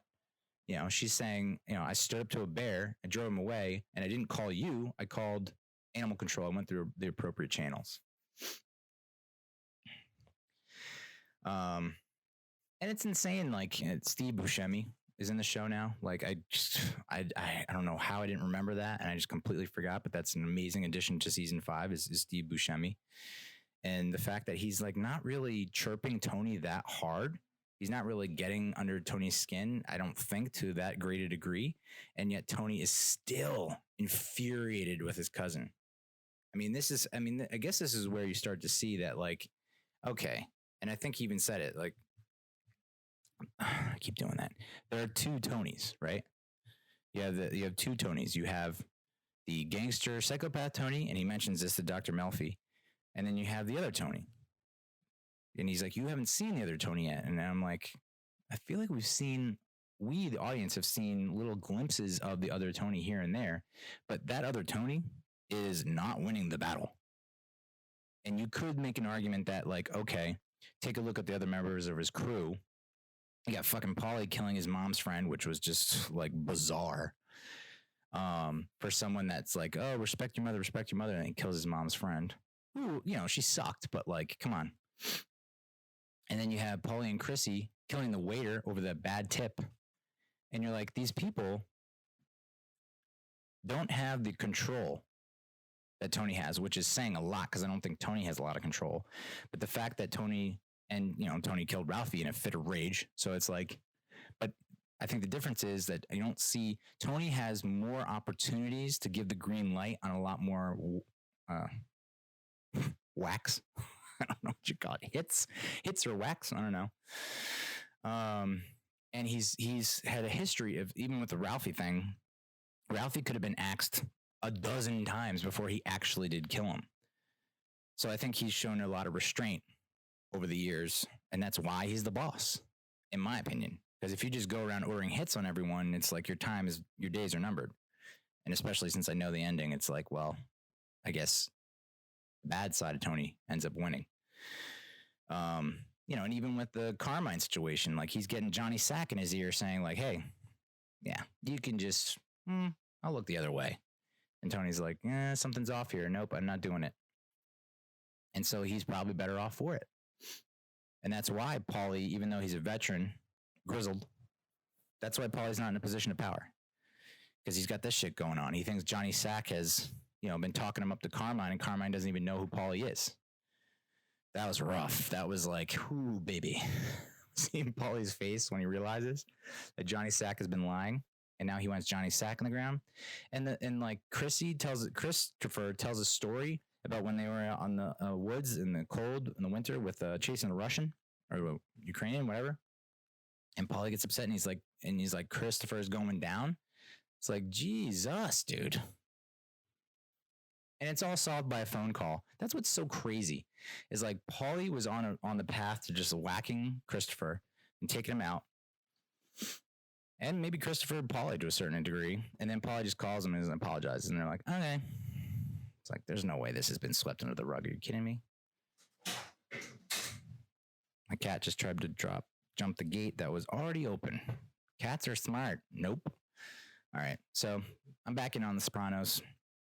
Very excited for season 5 and 6, the final 2 seasons. And yeah, it's so crazy to me that, that Tony goes in and is so aggressive with Dr. Melfi. And this is probably the toxic bro in me coming out, but it's like, Dr. Melfi, shut it down. Just shut it down. And even her therapist, Elliot, was like, yeah, just fucking shut it down. Like, don't even entertain the idea, because you're leaving the door open just a tad, and he's going to barge in. And sure enough, he did. And she finally was like, all right, you want me to be honest? Here's my honesty. And of course he loses it. He calls her the C word. So I don't know Dr. Melfi's fate. I mean, I know Tony's fate from the jump, but it'll be interesting to see what happens with all the characters heading down the road, especially Adriana, who I just don't understand her attraction to Christopher. It's so weird to me, because now he's all clean and sober, and he's just pissed that she drinks and does stuff around him. And it's like, and I guess that's what it takes in the relationship. Like, if your partner's in that kind of space, you kind of have to be in that space. I don't know. Yeah, so that's The Sopranos. We'll move on to movies real quick. These reviews won't be too long. there's news. I'll do news first. So Sam Neill, Laura Dern, Jeff Goldblum from the original Jurassic Park movie are now going to be in Jurassic World 3, which it's about time. Like, we saw Jeff Goldblum at the end of Jurassic World 2. Why are these people not in? Like, it's almost like they did it the opposite way. You know, they should have the original cast in Jurassic World 1 be more prevalent and have more of the connection to that universe, as opposed to making all these kind of like subtle references and nods. Just like fully put them in some capacity, and then they slowly go away, and then you have your core Jurassic World cast that you can maybe do for another 3. Just an opinion. There are parents in Aurora, Colorado, and I guess there's also some military warning people about the new Joker movie with Joaquin Phoenix, saying that it's inciting incel behavior or violence. Which, I mean, you know, I'm not going to sit here and knock parents in Aurora, Colorado. I mean, that's like, what happened was just, crazy. So I can understand why they would feel that way about this movie. And then you have the rebuttal comes from Joker's director, Todd Phillips, who did The Hangover. And he says, well, dude, what about John Wick 3?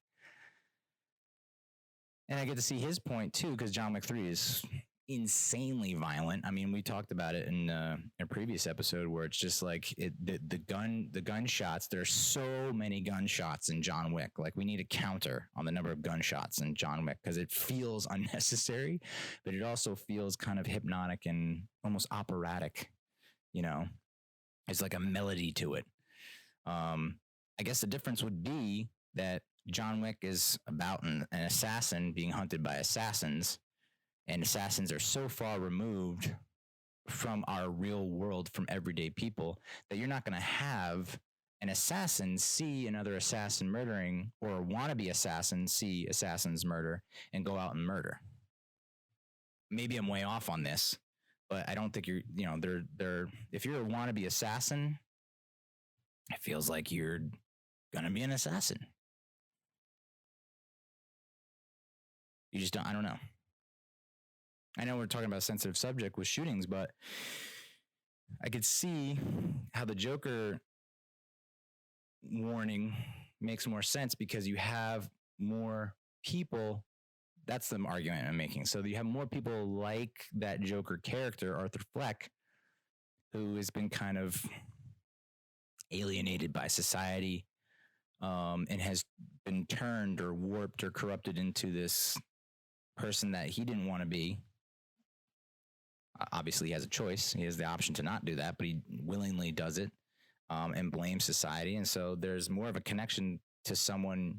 There are more people like that in the world that can see themselves in Arthur Fleck and then go on a rampage or whatever he does in the movie. I don't know. It hasn't come out yet. As opposed to John Wick 3, it's like, here's Keanu Reeves, and he's a good-looking guy who's skilled, an assassin. Like, you know what I'm saying? Like, there's less of a connection there, and so there's less relating to it, and then there's more, it doesn't click in people's brains. That's my theory on that. But like I said, I got to watch X-Men Dark Phoenix on the flight down from Tampa, or to Tampa, and it might have bombed in the box office, but this was not a bad movie. As far as the X-Men movies go, I guess you could say, in my opinion, X-Men Days of Future Past has to be number 1, even though it completely eliminated a bunch of the movies in the franchise by what happened. That's definitely number 1. And then number 2, I guess you could say X-Men First Class.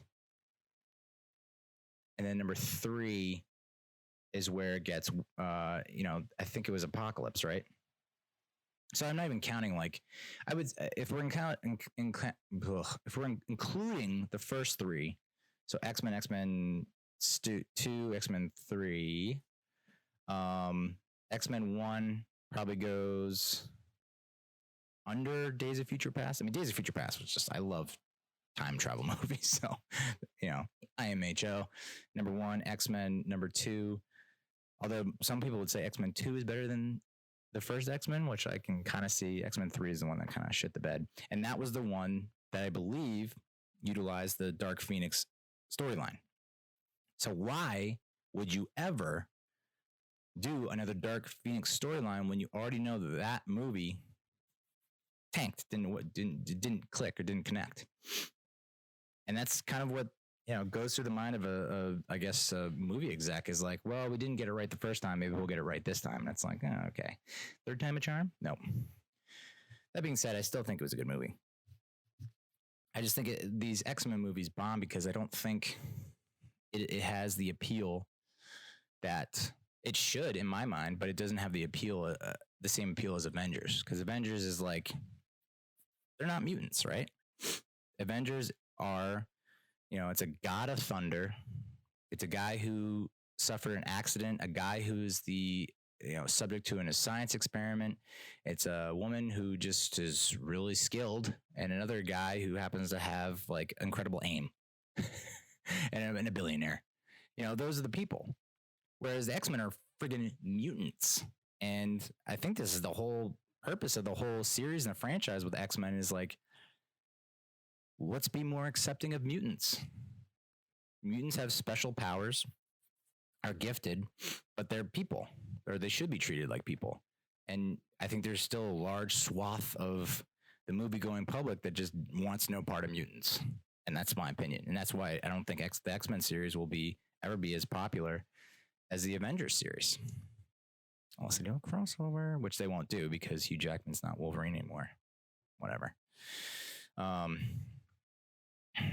yeah, I mean, yes, Logan was awesome. Wolverine is that kind of one exception to the mutant rule to a certain extent, because it's like he's a mutant that never ages and can heal, which is like, that's cool.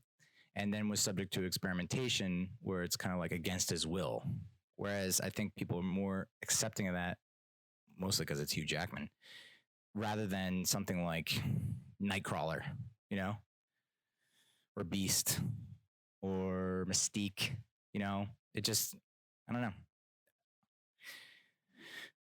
I thought Sophie Turner did an okay job. When she first started, her voiceover kicked in at the beginning, I was like, I don't know. Because like Sophie Turner, British, trying to do, I think, an American accent.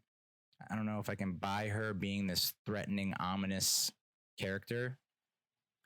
Like Famke Jensen, was she able to pull it off? Yeah, to a certain extent, but like, I don't know, with Sophie Turner, I didn't know what to expect. And when that first voiceover kicked in, I was like, I don't know about this, but I think she ultimately was able to pull it off. I think, she's got that. When she goes into like maniac mode, like, yeah, it definitely is cool. The kid from Ready Player One as her love interest, Cyclops, I think. Scott. I think that's so funny. I really appreciated Professor X, Charles Xavier. I think he did that actor did a great job. Can't believe I'm blanking out his name. He's from Split. James something. McAvoy. Yeah, nailed it. And it's Hank, the guy who plays Hank Beast. I think he was in that zombie rom-com. He was pretty good. I can always go for some Michael Fassbender, and I was thinking this as I'm watching the movie, and I was like, man, what is going on with Michael Fassbender? Like, how is he not James Bond? How is he not like the lead character in like every major franchise moving forward? I think he can even pull off like Indiana Jones if he wanted to. Like, he's just got it, and he's just kind of, I don't know, it's kind of stuck in a holding pattern, I feel like, but I still hold out hope. I mean, him as Magneto is such a great choice. And, I think what made X-Men First Class so special was that connection, that bond between McAvoy and Fassbender, between Magneto and X. And I think they kind of got away from that in this movie to a certain degree. And it looks like they're getting back to it if the conclusion of this movie is what I think it is. Because that's what we want to see. We want to see the split. I mean, we've kind of already seen it, but that's their dynamic. That's how they work. Their chemistry. They're drawn to each other, but then they repulse each other because they're opposing viewpoints. And that's what makes to me, that's one of the better storylines in the franchise. I wasn't a big fan of the villains in this one. It's like aliens. Okay. Like body snatcher type shit. Okay. You know, I think it was Jessica Chastain, which I've said this repeatedly. In most movies that don't necessarily work, a lot of time it's the antagonist. It sucks. And the villains suck. If you have a great villain, and this one, you know, the villain is kind of Jean Grey for most of it. She's the villain. And that works, but we've seen it before, so it's kind of like meh. But the aliens, like, I don't know that they brought much to the table. We don't know. I don't know next to anything about these aliens. They're just kind of generic aliens. And I think that's where, you know, they missed the boat. I think you got to have an alien that is able to outshine and overshadow Jean Grey. Because, you know, Jean Grey is not going to stay the villain. Or maybe that's the twist. She does stay the villain. They could have gone that route, but then it's like, is it a happy ending? It could be a happy ending. And then you could have like the thriller ending where like she turns, she's like, nah. I thought that would be cool. But instead, you know, you have these aliens. And like the fact that the one alien just took over Jessica Chastain at a dinner party. It's like, who is this Jessica Chastain chick? Was she working for that? Did I miss that? Like maybe she was part of the FBI before that scene. Maybe I missed that. But if not, like she's just a random girlfriend / wife at a dinner party who goes out to check on barking dogs. And then yep, now she's an alien. It's like, okay. I don't know. I felt like that's a waste of Jessica Chastain. I'm not saying she did a bad job. I think she did great. I just think if you want this movie, take this movie to the next level, you have Jessica Chastain be more of a prominent figure, perhaps. And then she's taken over by the aliens. I don't know. I'd still recommend seeing it. I mean, Apocalypse was like, that was tough. That was tough. Especially when you have Oscar Isaac as the villain. And it still doesn't work. Like what I would love to, it's probably on YouTube, but like why Apocalypse didn't work. Love to know. Because I think Dark Phoenix is a step up from Apocalypse, but I think the sour taste from Apocalypse really kind of affected Dark Phoenix. I mean, first of all, they shouldn't do the Dark Phoenix storyline because it's been done before. We've seen it. But if you're going to do it better. I also watched Shazam on the flight back.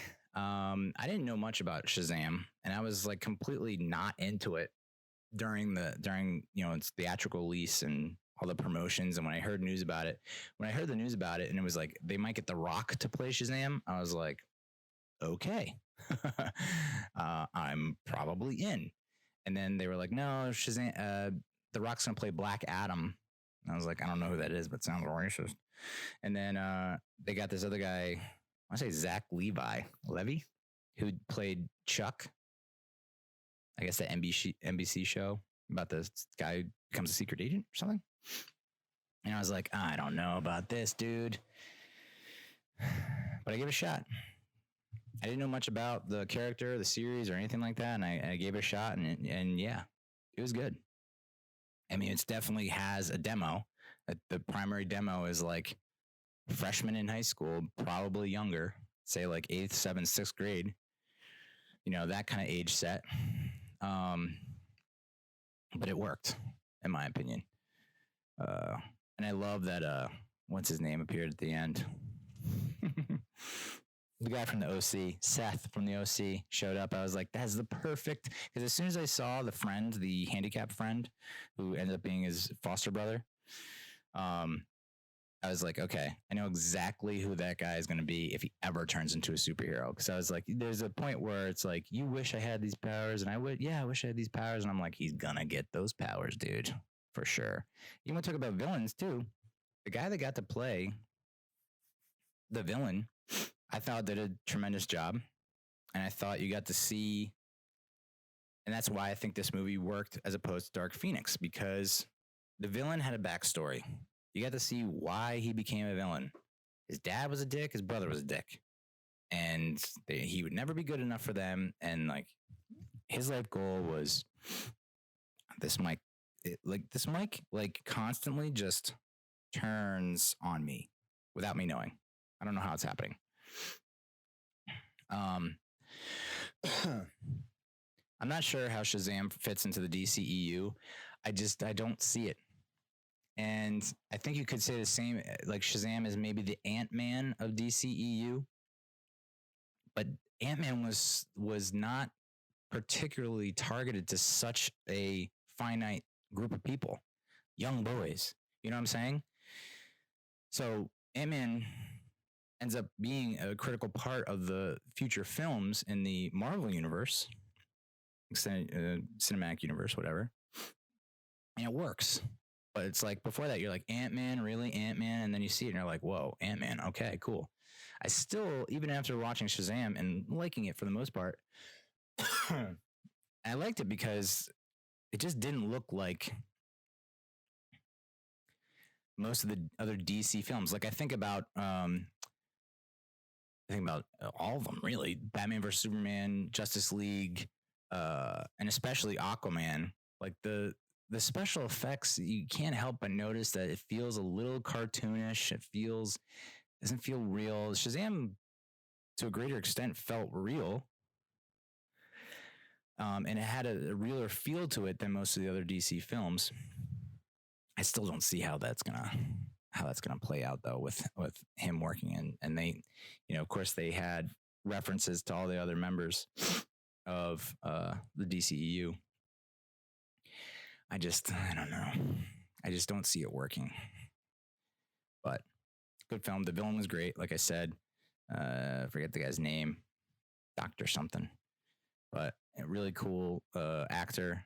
But I like it. I do like that it's kind of not necessarily flips the script, but it plays with the superhero trope. And I like that, they have the end post-credit scene. They had one post-credit scene, 2 or 3, I don't know. But one of them was, of course, the familiar feeling of, okay, we now see this evil doctor locked away in jail and he's going kind of nuts. And then you hear a voice and he's like, well, who is that? And you look and it's like that fucking centipede or whatever it was that you saw in the cave, the original Shazam's cave under the glass partition. And then you see him and he's like, and I was like, oh, okay. I like this. This is kind of kooky. You're the kooky superhero in franchise. I get it. I don't know that there's going to be a sequel. Of course, they have a tall order ahead of them because now they, if you've watched the movie, they have like all those other members of the foster family now have the powers to turn into a superhero. Which, I'm going to say it. I know he's a kid, but what's with the fat? Is it Pedro Paco? What's with the fat kid? That kid was like a wet blanket. No offense, but like it's got to be said.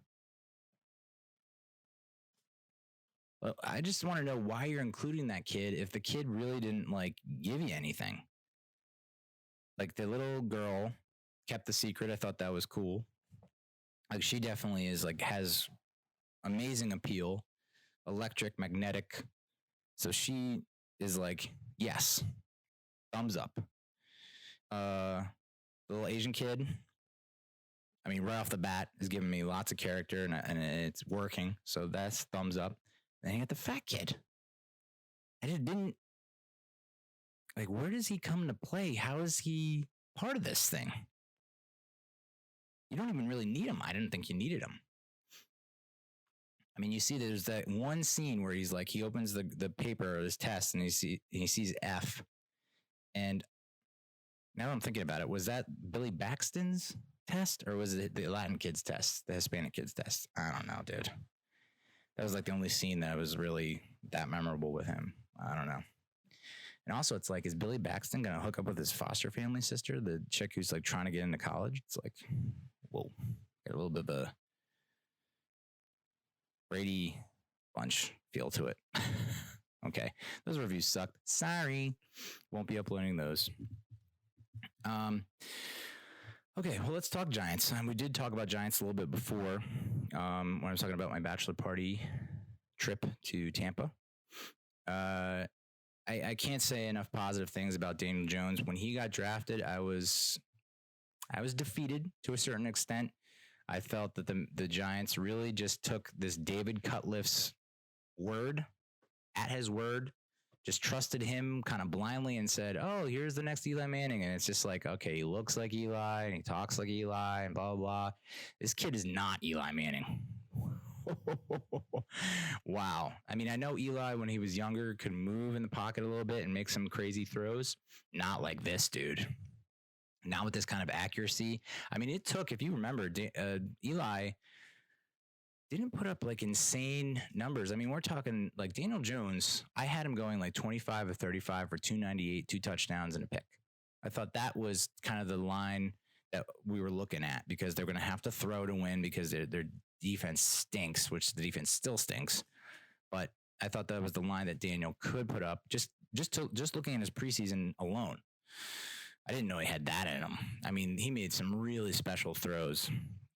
I mean, moving in the pocket, taking hits. Yeah, he took some sacks that maybe he didn't need to, but making plays on 3rd and long. Oh, how I've missed that. It's like it brings a tear to my eye. The fact that he can make plays on 3rd and long and not check down to a 2-yard crossing pattern. It's just like, ooh, baby. Makes me feel very good inside. So, and also like the touchdown to Shepard in that one corner when Shepard had 2 guys covering him. He puts in the perfect place there, finds Evan Ingram right at the right time so he can catch the ball and explode down the field. Put the ball right where you need to put it for Evan to continue running, outrun everyone, which is exactly what you need to do. Escaping the pocket, finding Saquon down the field, not throwing it out of bounds or throwing it short when there is a guy open down the field. His vision, his presence. I mean, this guy, I can't believe I haven't ordered his jersey yet. It's insane. And I know it's just one game. He showed a lot in that one game, dude. The Tampa Bay Bucs defense is nothing to sneeze at. I mean, I know Cam Newton's hurt, but they shut down Cam Newton. And, you know, they have some players on that defense. So, you know, I was not expecting a win. I thought that we would have kept it close. And that's been kind of my philosophy the first 3 weeks of the season, is like, if you had Daniel Jones in these games, I still didn't think he would be able to win them. I think he'd get you a little bit closer, but you're still losing because you still have that defense. Now I'm starting to rethink everything. I'm thinking, whoa, what if Daniel Jones was in on that 4th and whatever when Eli rolled out and just took a sack and fumbled? Daniel would have outrun Van Esch to the first down. All of a sudden, you know, he's another rollout. Eli rolls out. He doesn't see Tomlinson crossing wide open tight end. He chucks it somewhere else. It's incomplete. Daniel Jones rolling out, sees Tomlinson, hits him. Little plays here and there are what Daniel can do because he's better on the run. He's got legs and he knows how to use them. Okay. Something like the first one of only 4 or 5 quarterbacks in NFL history to throw 2 touchdowns and run for 2 touchdowns and throw for 300 plus yards in a game. I mean, we're talking like Steve Young, Dante Culpepper, you know, some great all-time quarterbacks. And so to know that he's kind of pretty much at that level after one game, I'm not overstating this. I know you think I'm over-exaggerating. I'm not. This guy's the real deal. And you're going to see it against the Skins. Skins are like in kind of a state of turmoil. Jay Gruden is on the hot seat. You know, they're pushing him to start Dwayne Haskins. He's saying Dwayne Haskins is not ready. Case Keenum didn't look great against the Bears defense. Now, granted, the Bears defense is exponentially better than the Giants defense. So I fully expect Case Keenum to come out and throw for 300 plus yards and a few touches. But I still think Daniel is going to give him a better chance to win down the stretch. Now, That said, we don't have Saquon Barkley. And I almost bawled my goddamn eyeballs out when I saw him come up lame and then hobble to the locker room. I wanted to jump in the ocean and I wanted to walk into the ocean and never come back. It's only 2 times I've said that. Once was on a date with my wife, well, soon to be wife. And I was like, if we break up, I'm going to walk into the ocean and never come back. She was like, whoa, this is serious? Okay. And then this is the other time. I was like, if that's a career ender, adios muchachos.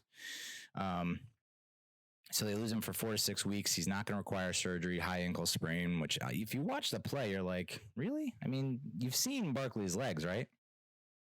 They're tree trunks. Like, how did he get hurt on that play? But I guess he did. And better be safe than sorry. You don't want him hobbling around there and getting hurt again. And Wayne Gallman is a very suitable replacement. I'm not saying he's Saquon Barkley, dude. I'm just saying he has the capability to make some very nice runs because he's not Saquon's size, doesn't have the same level of physical attributes, but the dude runs very physical. I mean, this is a guy who will put his shoulder down and get the extra yard or two. So I'm confident that Wayne will have a decent game. I'm not predicting 100 yards rushing or anything like that, but if he can get a 70-ish to 80-ish, I'm cool with that. I mean, of course, Wayne's also an asset in the passing game, too. He can catch the ball and run there. It's just kind of a touch of the fumbleitis, which I don't like. But if he holds on the ball, I think he's going to be fine. I don't know how he is in the pass blocking game. I think he's okay. I don't know. I mean, he's good enough to give us the win last week. So, but the big weapon X that no one is talking about, that I want to talk about, Darius Slayton, my man. Oh, yeah. This kid from Auburn, wide receiver, ever heard?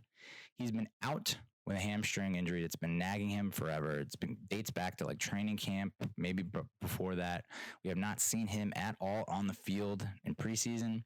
He was out the first 2 weeks. He comes back, and of course he comes back when Eli's benched. It's this is Pat Shurmur all the way.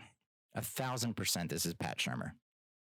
I can guarantee you, Pat Shurmur is calling better plays with Daniel Jones. Of course, Daniel Jones might be executing the plays a little bit better, but I think Pat Shurmur was conspiring against Eli Manning because I think Gettleman and probably Mara, was telling these guys, you have to start Eli. We cannot give up on Eli. And Shurmur's like, all right. And so he was not, you can tell his demeanor is completely different. He's so happy to have Daniel Jones as his quarterback. And so that's why he made the move. You're getting Sterling Shepard back. You're getting Darius Slayton back. I mean, 2 outstanding receivers. And you saw it in the game. I mean, Slayton has got speed on speed. I mean, he just missed on that deep bomb from Jones. Jones it wasn't him. That was Russell Shepard. Take it back. If it was Slayton, it would have been caught. I'll say that. He did hit on another play, another deep play. And that's where he's going to come in handy. Deep balls. Just unleash him down the field and throw it out there, and he'll go get it. So he looks good. Shep looked good. Evan Engram looked good. So the offense overall, even though there were 5 sacks and a whole bunch of hits and hurries and whatnot, this Daniel Jones kid, he can take a hit. He can stay in the pocket, take a hit. He'll make the throw and take the hit. I'm in love, dude. Head over heels. I tweeted about it. I was like, I'm headed over heels in love, and I don't care who knows it. And a lot of people said 5-11, 6-10. I can see him getting this to 8-8. I mean, I know we have a seriously hard stretch after the Skins. We're talking Vikings, Pats. I think we have maybe the Lions, Packers. I didn't know the Lions could take it to the Eagles like that. Who are the Lions? Are they good? NFC North as a whole is just good. And we have to play them all this year. Yikes.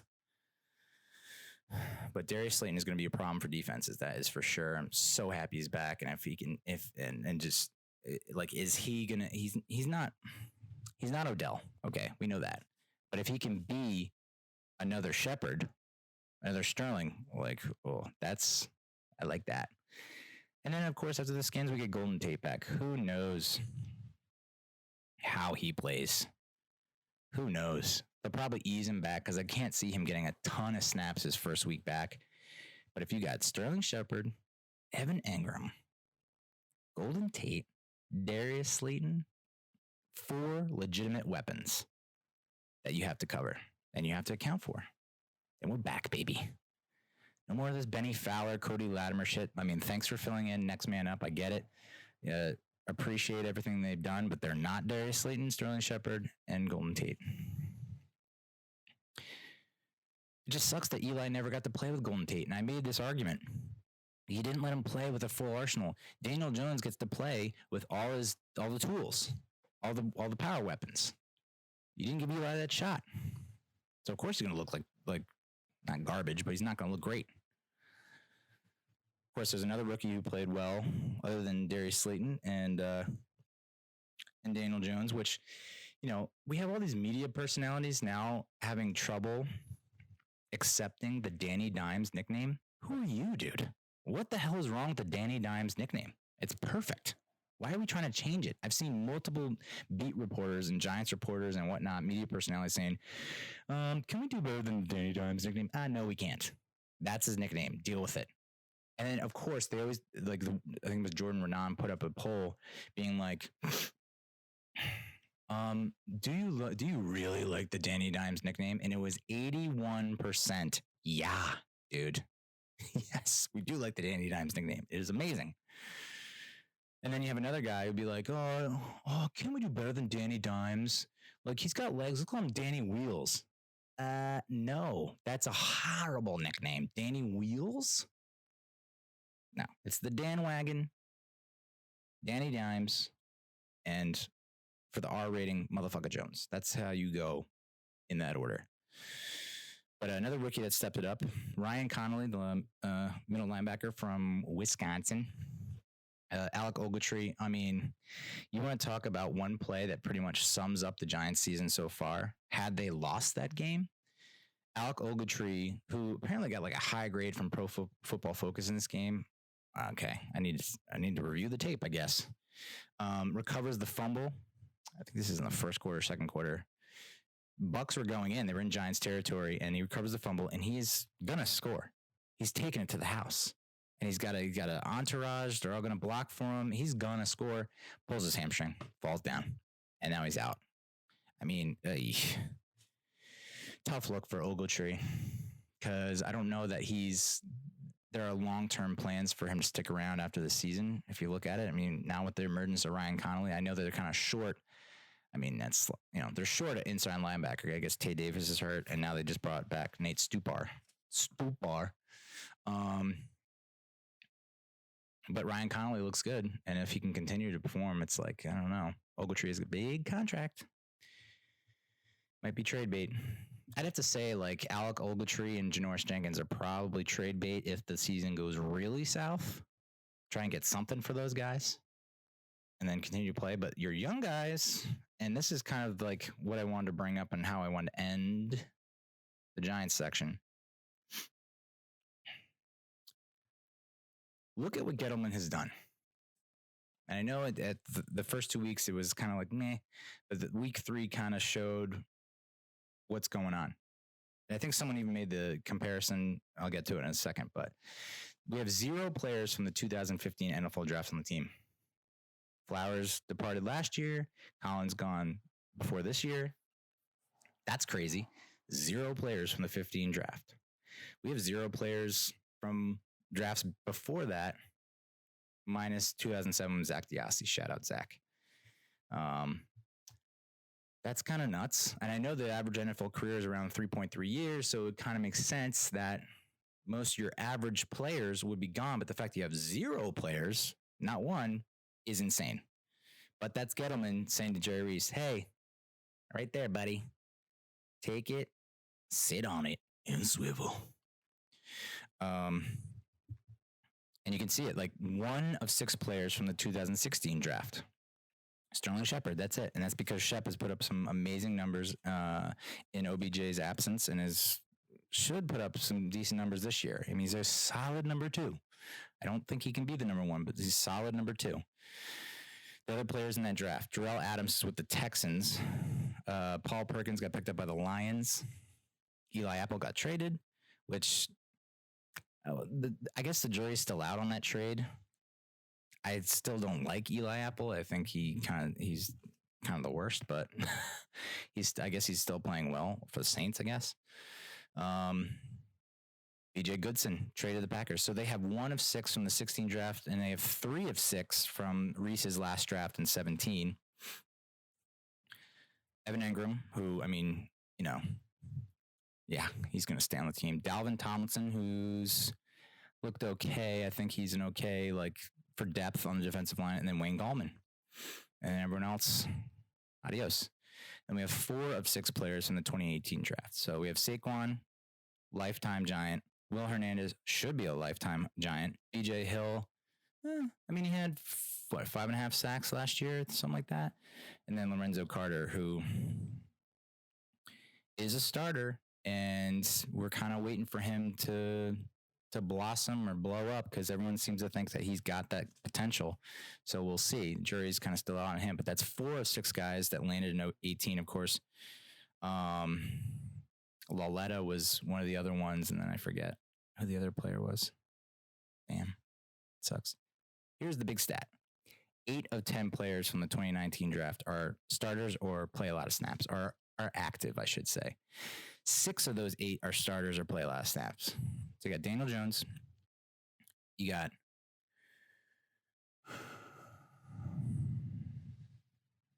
Ryan Connolly, Dexter Lawrence, O'Shane Zimenez, who that's the real play. You have Julian Love and Corey Ballentine are the 2 who should be getting more snaps at this point. I don't know what the hell's going on there.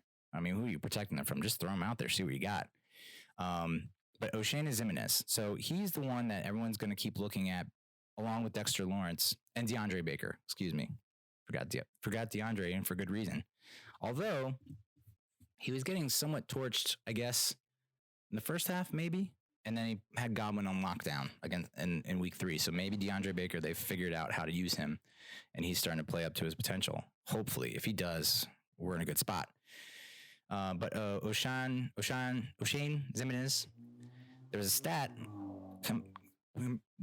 Someone on Twitter compared him with Josh Allen, the defensive end who got drafted by the Jags, I think, maybe. So Josh Allen was the number 7 pick. He was the guy that a lot of people thought the Giants should have gone with at the 6 and said they went with Daniel Jones. And now it's looking like, yeah. Turns out the Giants, after they selected Jones at 6, were looking to trade back up to the 7 to get Josh Allen. So they weren't passing on Josh Allen. They were doing everything in the world. And, if they got Josh Allen and Daniel Jones, wow, right? Well, it turns out Josh Allen has pretty much the same stats as O'Shane Zimenez, who we got in the 3rd round, 2nd round, 4th round, later round. And people are going to keep eyes on Dexter Lawrence and O'Shane Zimenez because those are the picks we got from the Cleveland Browns for OBJ. Now, riddle me this.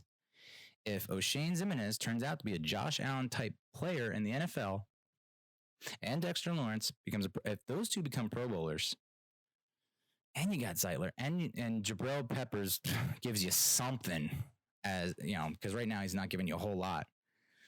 We win the OBJ trade. And multiple people have said that Dave Gettleman got fleeced. Well, guess what? Browns have scored 13 points twice in the first 3 weeks with OBJ. Now you're going to blame the play calling? Sure. I watched the Sunday night game. Freddie Kitchens stinks. And I get that.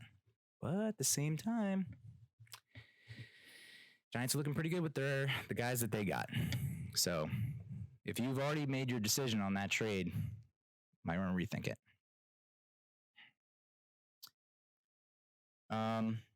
Yeah, so that's the Giants. I think that we are able to pull one out against the Skins. It's going to be another tight one. It's going to be close. We'll probably get down, and then Daniel will lead him back yet again. But I have a really good feeling about this week, and I have an amazing feeling about Daniel Jones. And I think that Gettleman's looking good at this point, and I think Shermer's got his guy, and he's going to be on a whole nother level. And it seems a lot of people are vindicated within the Giants organization. I mean, this guy is putting up the numbers he put up, and I understand it's one game, it's against the Bucs, blah, blah, blah, blah, blah.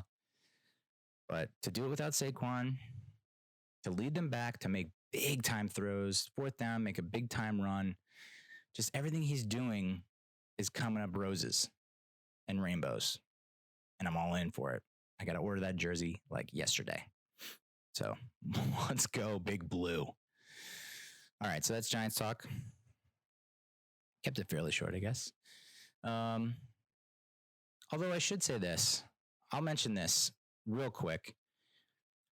Tiki Barber went on the Surf and Turf podcast, which is part of the Barstool Sports. It's hosted by Stephen Che, who is an AdOps guy, but he also produces the Yak with Dan Katz.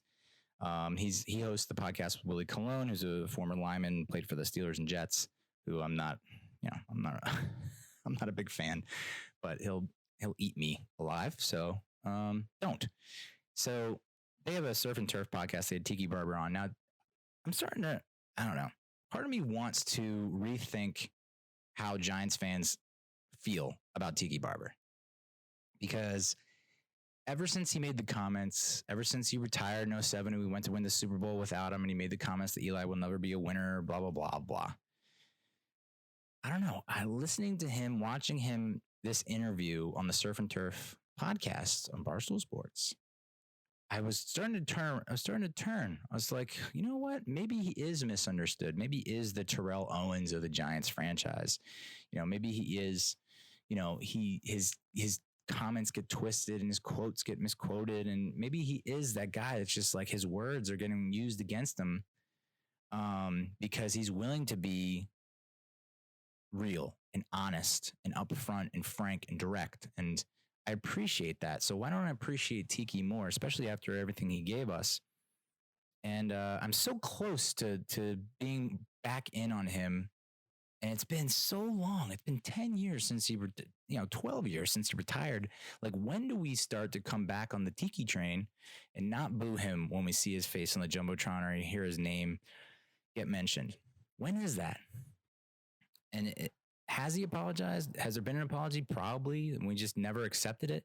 What is it, though? Why can't we just give in? He's the all-time leading rusher in franchise history, but he still has that kind of smugness to him where it's just like, I just can't fully be on board with you.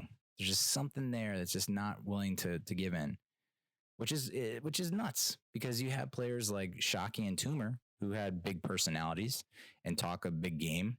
So why are we willing to be okay with Shockey and Toomer, but we're not okay to be okay with Barber? It's because he threw Eli under the bus. Newsflash, a lot of people throw Eli under the bus. And there are some people in the Giants organization who probably aren't 100% fully supportive of Eli. Although I can't name one. So, but it was interesting to hear his take on his relationship with Tom Coughlin, how he had it out with Tom, and how and he has kind of a point. When Tiki retired, Tom became a different coach. It's just a fact.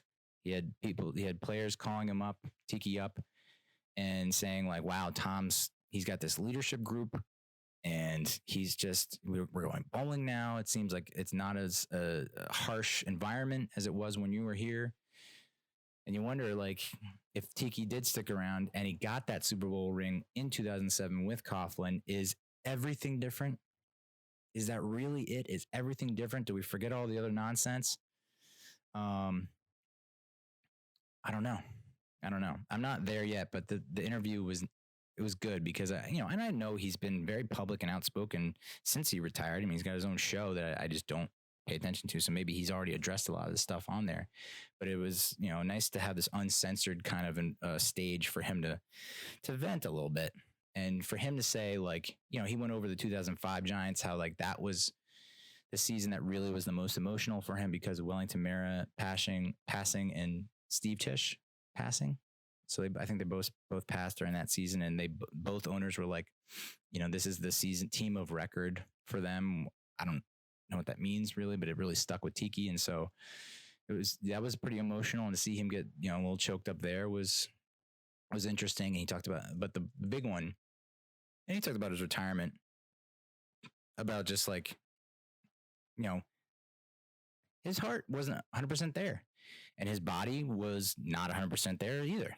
You know, even though he had a career year in 05 and still had a very above average year in 2006, you know, not being able to get out of bed on Mondays, you know, stuff like that, where it's just like physically I'm putting such a, and I think this might be why Giants fans are not completely in on Tiki Barber, is because he gave up on the team. You essentially could say that, because he said in the interview his body was beaten up. He didn't see his body getting any better. He was on a downhill trajectory, and he didn't see the team going anywhere. So he's like, why am I putting my body through this when he doesn't see the team getting to that next level and winning the Super Bowl? And then they go and win the Super Bowl. I mean, it's just, you know, you can't, it's a movie. It's like a movie. It's a horror movie for him, but it's like, you know, the fact that they had their star running back be like, we're never going to win the Super Bowl, I retire. And then they win the Super Bowl. It's just like, and that's his legacy. Not that he's the all-time leader and franchise leader in several categories, rushing yards, whatever. It's that he gave up on the team. I mean, he kind of did. And I don't know the fans are ready to forgive him yet. So, okay. So the big story was, it's weird that I'm ending with this, with the Giants section of the show, but he talked about that 2002 team, which I thought was a huge missed opportunity for us, because I saw how powerful that Giants offense was in 2002 with Toomer, Barber, Shockey. I thought that was, you know, Kerry Collins had the arm to go deep. You had the running game with Barber. You had Shockey making plays happen. I mean, it was just like we were putting up massive points against the Colts. And we put up like 40 plus against the Colts. It was like he said that we scored on every drive except one. And that one drive we didn't score, we took a knee. And he just felt they had so much momentum going in the playoffs.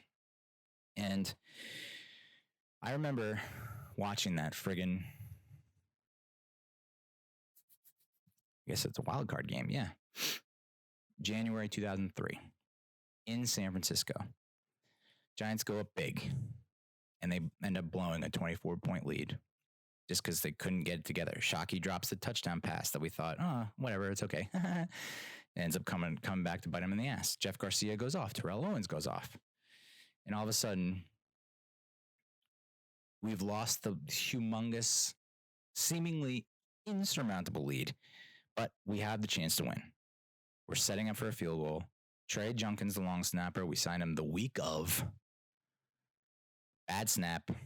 The punter, Matt Allen.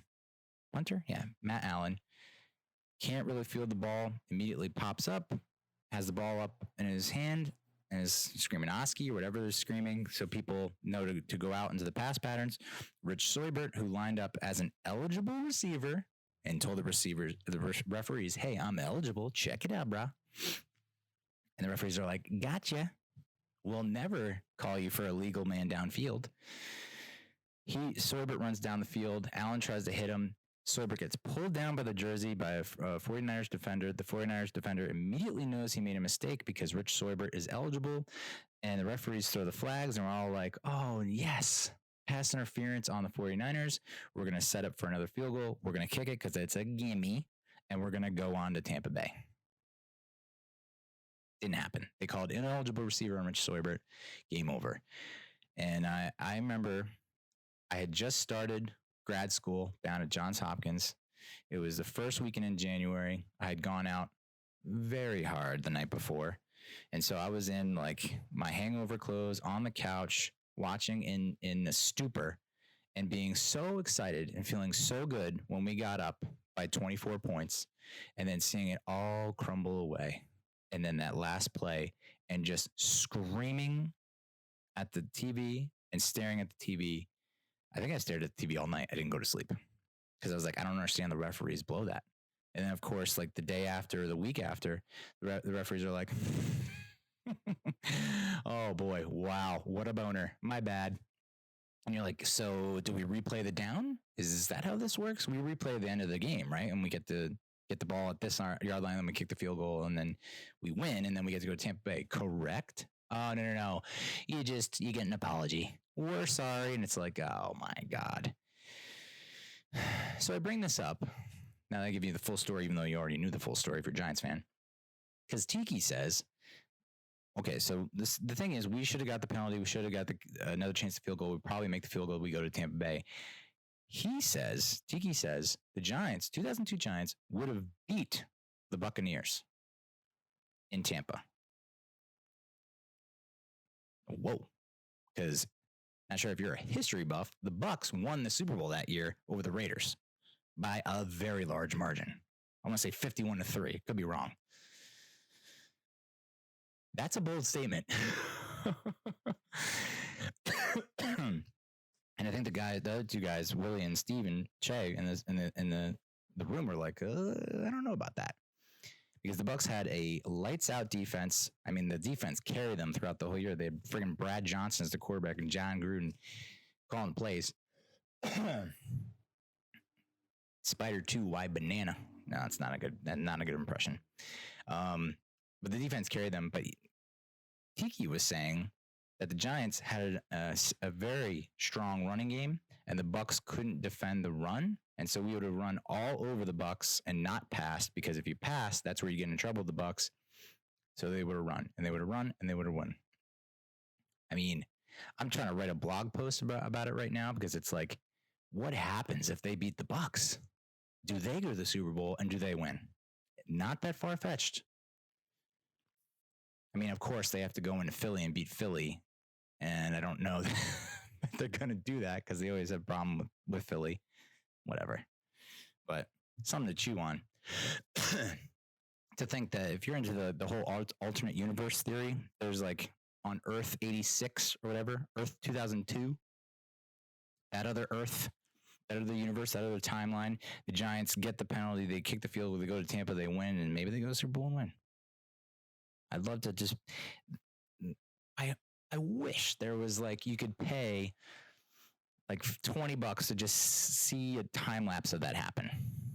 Just like a quick condensed, recap video that shows all that happening. And you're just like, oh, and then it shuts off and you're like, that's it. You can't see it again. I'd pay $20 for that. Fuck it. All right. So that's the Giants. Let's talk Mets. Our New York Mets. The miracle season has come to an end. I know there's 4 or 5 games left, but the Mets are officially eliminated from postseason contention. Can't get the wild card because the Brewers are just unstoppable, dude. I mean, all the credit into the world to the Milwaukee Brewers. I thought they were going to fall apart when Christian Yelich went down for the season. I thought the wheels were going to come off the bandwagon, and I thought we were going to easily hop over them on the way to the wild card spot. The Cubbies did exactly the opposite of what I thought they were going to do. I thought the Cubbies were going to continue to win and get a wild card spot. Instead, they shit the bed and went on like a 7-game losing streak to end the season, or close to ending the season. And the Nationals weren't the Crashionals. The Nationals kept it together and looked pretty strong. Of course, they'll get bounced in the first round, but kudos to them. Phillies fell apart, but the Mets were in position. And I feel like they had everything going for them. And they still had a good record down the stretch. It's just it wasn't enough. I said last episode or a couple episodes before, you have to sweep the Rockies, Reds, and Marlins. Those are 3 teams that you just need to wipe off the face of the planet, bulldoze them, and then you get to the Braves, and the Braves series is the one that's going to matter. You can only lose 1 to the Braves. And we didn't. We took 2 or 3 from the Rockies, 2 or 3 from the Reds, 2 or 3 from the Marlins. And 2 of the 3 losses, were courtesy of Steven Matz. So the Steven Matz in Colorado, kind of to be expected. He doesn't have a great history against Colorado's offense. It's in Denver. So, had the potential to be a real disaster. And it was. But home against the Marlins. Come on, bro. Jesus. We're making Alfaro I've never heard of this dude before this time. And, excuse me if I should know this guy, but he's a Mets killer. Grand slam, home runs left and right. This guy, Birdie, who I've never heard of before, is a Mets killer. Just hitting the ball over the park, stealing bases, running real hard. Guy digs. But, I mean, Steve Matz did not make a great case to stay on the ball club. And, I mean, I know he's pre-arbitration. So, I mean, but you're not going to get the kind of salary you would hope for after, finishing and rounding out the season like that. I mean, 2 of those losses can be pinned directly on you, dude. Directly on you. We needed you to come out and give us 6 to 7 strong, and you couldn't. And that sucks. Because, I mean, I know it affects him big time. You can see how emotional he gets, and it's just like, I feel for him. I would have done the same exact thing. I would have just crouched and wanted to just sink into the earth and to never be seen again. Pull an ostrich in the desert. 2 or 3 from the Reds really sucks. I know it's in Cincinnati, but I know people are pointing the finger at Todd Frazier like he had that huge error and then not playing the chopper down the line, which, I mean, it's hard to blame him for that. The ball was foul. I mean, you look right down the third baseline, the ball is clearly foul before it crosses the bag. And, of course, he didn't throw it as soon as he could. Runner's safe, and, of course, run scores because of it. 2-run score? One or 2 run scores because of it. But then he comes back, and this is where it's hard to say what Todd Frazier's future is. I know a lot of people are saying he's donezo with the Mets. Like, don't bring him back, especially at $9 million a year. But I think he's a good bench player. I think he's a good pinch hitter. He's a good spot starter. I think obviously $9 million is way too much for a player like that. I think Todd still wants to start and be a starting third baseman, and probably there's probably a ton of teams out there that need a starting third baseman. So odds are he's probably gone. I'm just saying, if you're Todd and you've been in that clubhouse for 2 years, you saw 2018 and how much it kind of stunk. And then you see 2019 and you're like, wow, this team has a lot of potential. Do I want to win a ring? Am I a ring chaser, or do I want to be a starter? Do I be a starter on a bad team that's not going to win? Or can I be a bench player, impactful bench player, on a team that has a really good chance to be a contender in 2020? I mean, shit, they should have gone to the playoffs this year. And, in that Reds loss, like, okay, so Frazier has the error. He doesn't feel the ball in the chopper down the line. That was a foul ball. But then he gets on base and he scores. Then he lets a ball by him on the play at third in the bottom of the 8th. But then he throws that guy out the plate. So it's like, a lot of highs and lows. I don't know. I'd like to see him back because I think he could get a ring with this team. And I don't know that he can say that about a lot of teams that need a starting third baseman. Odds are he's probably gone. I don't want to see it happen, but, and it sucks that Seth Lugo is the one who gives up the game winner. But, I mean, it's bound to happen. The guy's been pitching so well for so long that it's just the odds are not in his favor. A little Hunger Games? No. Yeah, so you need to sweep those teams, and you didn't. And that's ultimately what it really comes down to. But for me, I'll write a blog post about this. There are 5 to 6 series this year that cost the Mets this playoff spot. They could have made the playoffs if something goes differently in these 5 to 6 series. So I think, yeah, 6. There's 6 series. Early May, Cinco de Mayo weekend, they get swept by the Brewers. There's a 3-1 loss, a walk-off loss in 18 innings, which when they had the lead in extra innings, and a 3-2 loss. You win one of those games. Just one. That helps. So that's one win. Getting swept by the 10-31 Marlins, May 17th to 19th. So this is after the Brewers series. We're going in chronological order. 10-31 Marlins. You know that they just don't have it this year. They're essentially tanking. They're mailing it in. Jeter's trading all their assets. for just stockpile young talent. 10-31, you got swept. If you win one of those games, it's 2 wins that they should have had. Getting swept by the Phillies in late June. This one. I mean, they didn't get swept. They lost 3 of 4. So they lost 3 of 4 to the Phillies in late June, but they had back-to-back walk-off losses. If they just hold on to one of those wins, one of those walk-offs, and prevent one of those walk-offs, it's 3 wins they could have had. 3 walk-off losses to the Giants in mid to late July. 3, dude. 3. I mean, just give me 1. Just give me 2 walk-off losses. Just reduce it to 2. That's 4 wins we could have had. Getting swept back to back by the Braves and Cubs. If they win just one of those games, we're now talking 6 W's, more W's than they had before.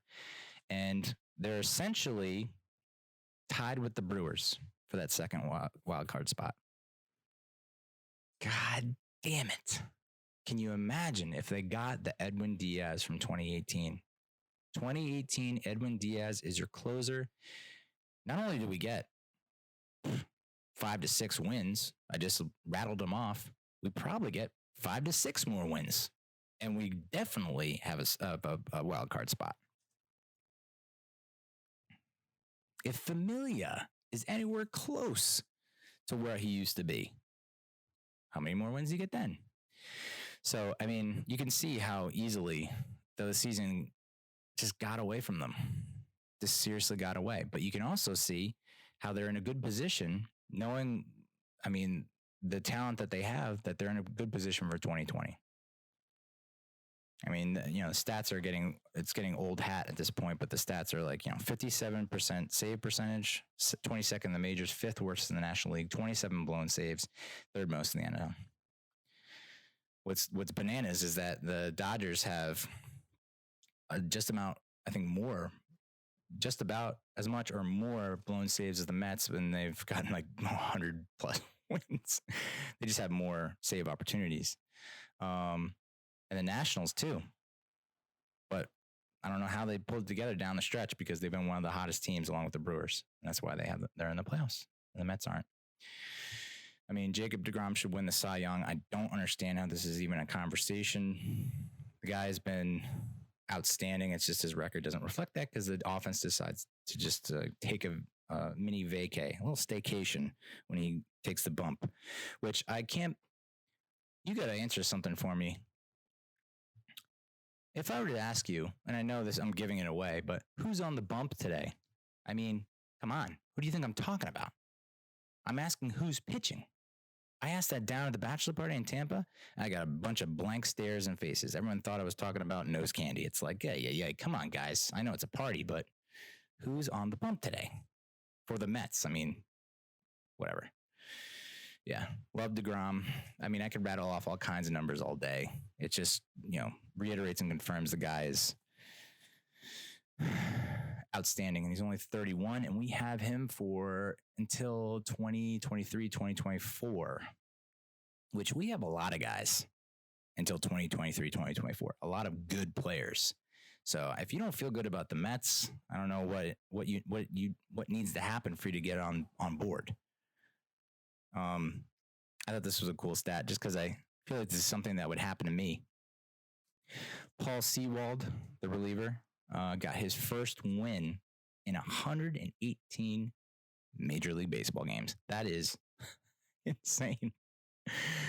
And it's a little bit understandable, but 118, that's nuts. Congratulations to him. I don't think he's going to be on the team next year, but that's got to feel good. Get the first dub in almost a full season's worth of games. It's definitely something that I would do. Mets retired Jerry Kuzman's 36, number 36. Of course, Callaway was wearing number 36, and he's going to have to change numbers. I guess he's going to be 20-something now. Who cares? And this brought up a lot of questions. One is would the Mets do this to kind of signal to Callaway, like, hey, bud, you're gone. You're gone. You're done. Your time is over. We're forced. It's like, how do we get him to quit? Maybe we force him to change his number. No. But it also brought up a more important question. Who else deserves to have their number retired? Which Mets players deserve to have their number retired? Currently, it's Gil Hodges, number 14, Piazza, 31, Casey Stengel, 37, Seaver, 41. I think there are 1, 2, 3, 4 players that should, and 2 more players that I'd like, but it probably won't happen.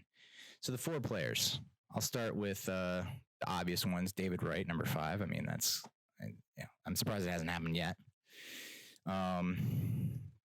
Dwight Gooden, 16. I know Dwight has a sordid history, but like, he's the Lawrence Taylor of this team, dude. You just can't ignore the impact he's had on the team and the franchise and what he's done. All the records that DeGrom is setting or breaking were Doc Gooden's records. So, I mean, him and Seaver are the 2 best pitchers. Seaver's got his number retired. I mean, Gooden has to have his 16 number retired. Darryl Strawberry, number 18. I don't understand how that's not happening. I mean, you talk about Pete Alonso and all the numbers and records he's breaking. Almost all the records he's breaking, Darryl Strawberry had at one point with David Wright. So 18, gotta go. Edgardo Alfonso, kind of a little bit of a curveball, number 13. I mean, he's essentially the best second baseman they've ever had. Played something like a handful, several seasons with the Mets, and was always, a key contributor. High batting average, a lot of doubles, RBIs, whatnot. Good with the glove, dependable. I don't see why he shouldn't have his number retired. And then, so those are the 4 that are probably going to have their number retired if they still continue doing this. Eventually, 200 years from now, they're going to have to stop. 2 players that, maybe. Sid Fernandez, number 50. El Cid was like my mom's favorite pitcher because he's got a badonkadonk. He's got Chonk and then Chuck Lit. Which I like Sid too. He's a cool dude. And then Keith Hernandez, I mean, number 17. I know he probably doesn't have the WAR or whatever statistic you want to throw out there, and he's maybe not tops in a lot of categories, but like, come on, dude. It's only a matter of time. I don't see how that doesn't happen. I personally would have loved to see Howard Johnson's number retired because Howard owns a couple records for the franchise. But number 20, that number will get retired, just won't be Hojo. It'll be Pete Alonso. Mark it down, dude. So yeah, the big question that we've already kind of touched on, will Mickey Callaway survive into 2020? Here's the deal. It's long been said he's a player's manager. Now, if you're Brody Van Wags, you go to the locker room, you go to the clubhouse, you interview every player in that goddamn clubhouse, and you say, hey, this is anonymous. What you say in this room stays in this room. Do you want Mickey Callaway as your manager? There's no press. There's no media. There are no leaks. I've duct taped all the air and all the crevices in this room. There are no microphones. I checked for bugs. Say what you want. Have at it. Do you want Mickey Callaway as your manager? And if the majority, the overwhelming majority say yes, stick with them. And I don't know, maybe hire someone else who has managing experience and coach him on how to friggin' manage games. But if you do not get an overwhelming majority and you get a decent amount of, if it's 60-40, 50-50, I think you move on. Dude has made way too many mistakes, cost us way too many games, and then he has these bonehead reasons for why he made them. You got to let him go. In his defense, is Brody Van Wags too over-controlling, too overbearing? Does Brody need to relinquish control a little bit and loosen the leash, if you will? If Brody takes a step back and lets Mickey breathe and make some decisions on his own, and their relationship gets a little bit better, does Mickey manage the game better. But that's what you got to do. Survey the room, take the pulse, get a read of the room. And if this player's manager really has his players backing him, and I mean 70 to 80% or more, strongly, passionately, emotionally saying, yes, he's our guy. We need him in 2020. You can't fire him. You'd be stupid to. I don't think Joe Girardi's going anywhere. I mean, will he end up with the Cubs? I don't know. Those are the two candidates, Joe Girardi and Joe Madden. Joe Madden and Joe Girardi, the two candidates. I don't know if I want Joe Madden. I think he's going to be a little too weird. I don't know why I think that. All right, so we'll finish with this last section. Pete Alonso's parents, by the way, are pretty awesome. I finally got to see that interview during the Reds game, and the mom is like talking about Mets Village, and dad is saying LFGM. It's like, yeah, let's fucking go, Alonso's. It also sucks. I'll note that it sucks that Jeff McNeil's fractured his friggin' wrist last night on that stupid pitch. Like, come on, dude. You can see how pissed he was. All right, so we come to the section. What do we do with? Okay, 2019 season's pretty much over. Forget about it. What are we doing in 2020? Who is signed? Who's going to become a free agent? Who's in arbitration? Who's in pre-arbitration? What do we do with some players that we're on the fence about? Okay, let's start with the players that are signed for next year and beyond. Jed Lowry, $10 million next year. Jed, a.k.a. Jed Lowry. I just do not see how this guy is worth it. I think we have Jeff McNeil. We have a cheaper option in J.D. Davis. I mean, if you're going to bring back a guy for that kind of money, or hopefully less, it'll be Todd Frazier. You got Cano, which, blah, blah, blah, blah, blah. I just wish they could deal Lowry. I don't know how they're going to get him off the books, get him off the team, but I just don't see him contributing enough to warrant the $10 million next year. Such an awful deal by Brody. Blurf. And he was awful when he came back. And Gary, during the broadcast, was saying that there's probably maybe something with him still wrong because we haven't seen him in the field yet. We've just seen him hit. So the fact that he's might be still dealing with lingering issues is not great. Cano, I just mentioned. I mean, this contract is brutal. Not as bad as Bobby Bo, but I mean, shit, we might as well make it a Bobby Bo contract at this point. $24 million for the next 4 years. Just let's pay $1 million till the end of time, dude, per year. $1 million per year to the end of time. Might as well do a Cano contract to rival Bobby Bo, and they can get together and spend, and celebrate their $1 million a year together. I'm sure Bobby Bo feels a little lonely, spending all that cash. So I don't know anyone's going to trade for Cano.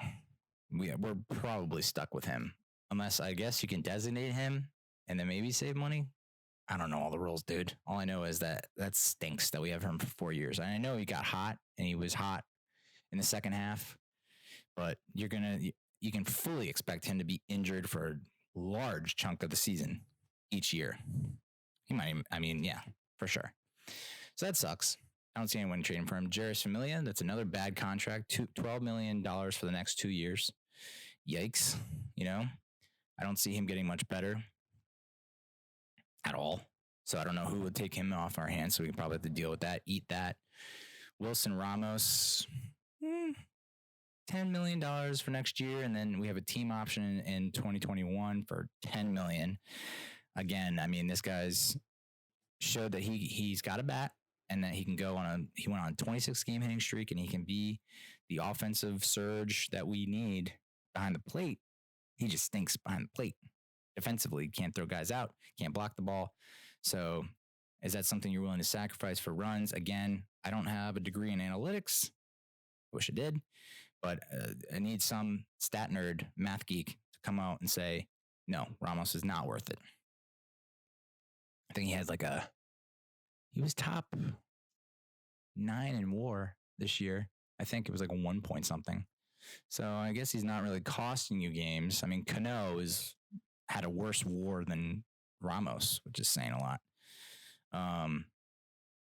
So that's going to be a tricky, sticky situation.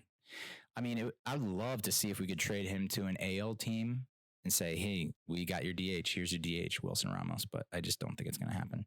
Justin Wilson is guaranteed, is going to get $5 million next year. I'm fine with that. Lefty specialist who has shown he can close out games as long as he stays healthy. He'll be worth that. Yoenis Cespedes, $29.5 million. Hasn't played in 2 years. Of course, I think the Mets recouped like $21 million for this year, and I don't know how they spent it, but they didn't spend it on a whole lot that would win us games. Mets have a team. So, yeah, I mean, I have no idea what to do because it's like you hate to cut bait on him and then he goes somewhere and lights it up offensively, and maybe he's not that great defensively, but he's not costing you enough runs to warrant not starting him in the outfield. Again, that's another guy. If he looks good with the bat offensively, but it cannot play the field, you got to trade him to someone in need of a DH in the AL. So that's two candidates that you have that could be DHs in the AL, in my opinion. But who knows? I mean, I don't know anyone that had double heel surgery. Literally no one. No one I can think of that has had double heel surgery and then had a non-horse accident on his ranch. Never heard of it. Yoenis Cespedes continues to be one unique motherfucker.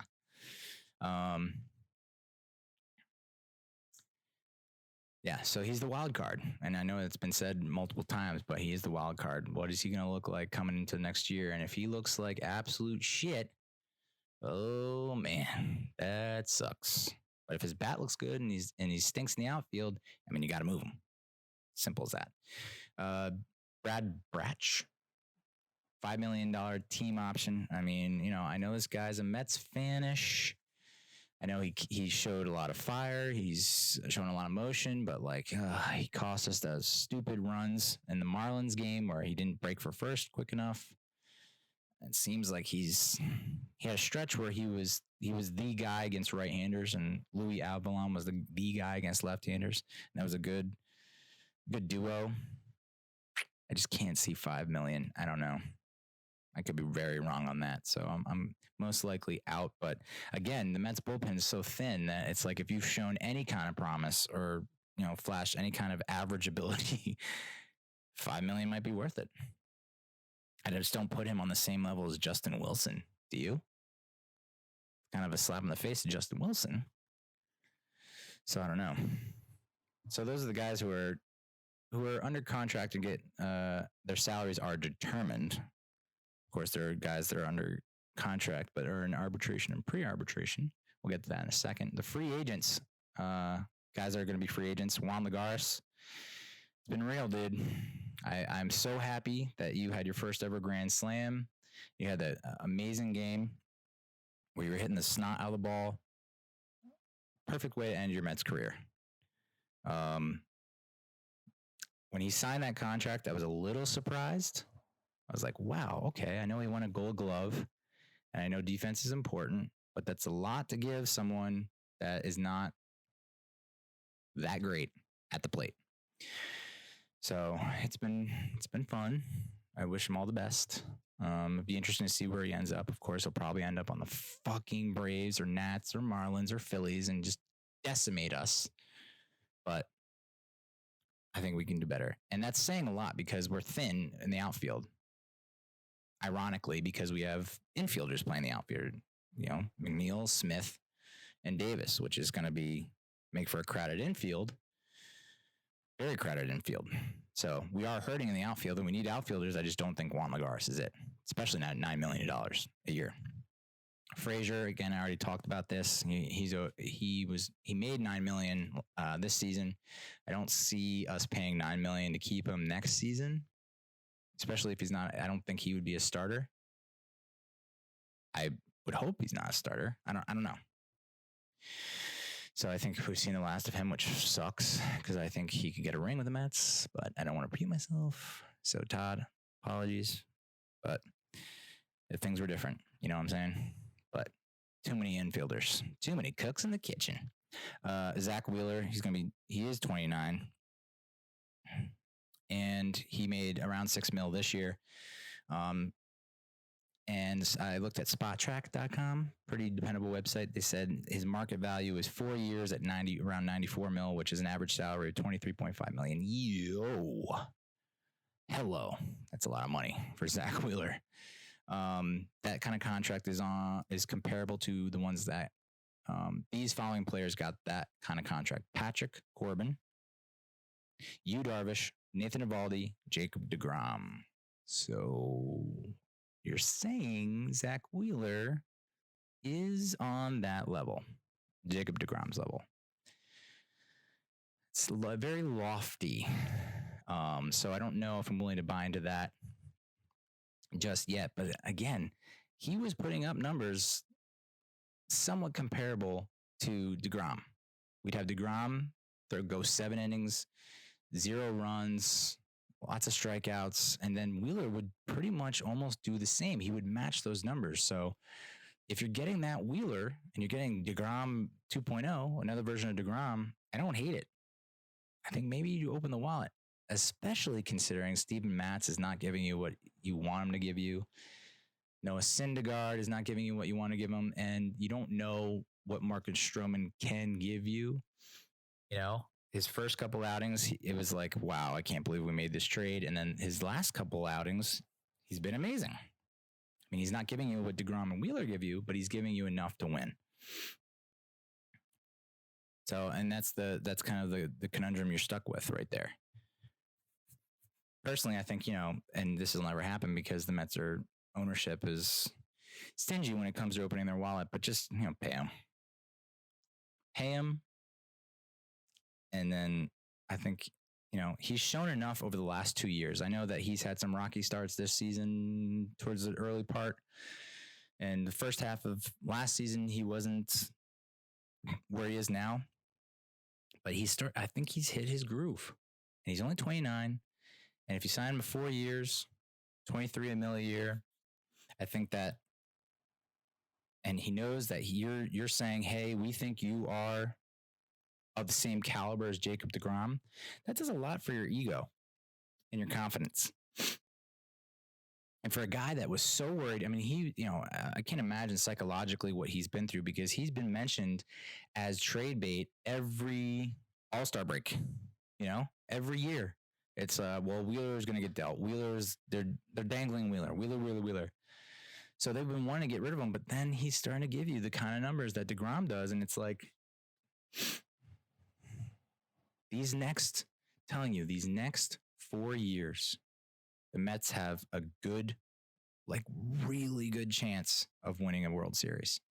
Really good. If they are able to keep the guys they have under contract healthy and happy,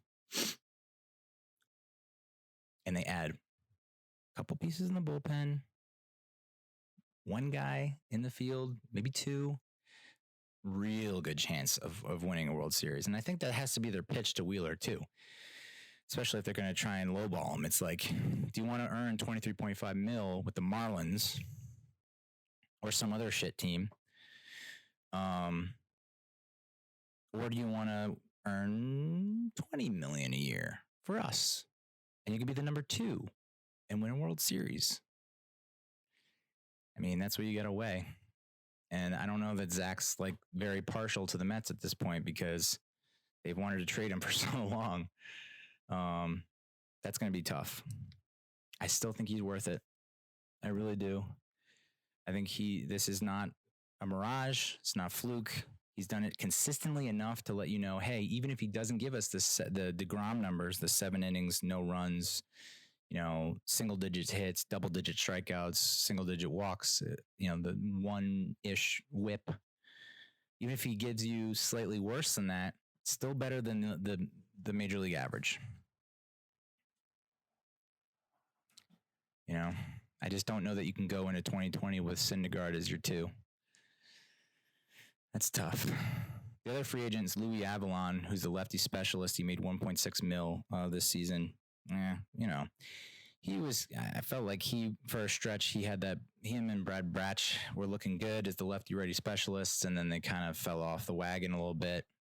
And maybe that's Mickey Callaway is partially to blame for that. But if you can get him again for around that money, yeah, why not bring him back? All right. So we got a handful of players that are in arbitration in 2020.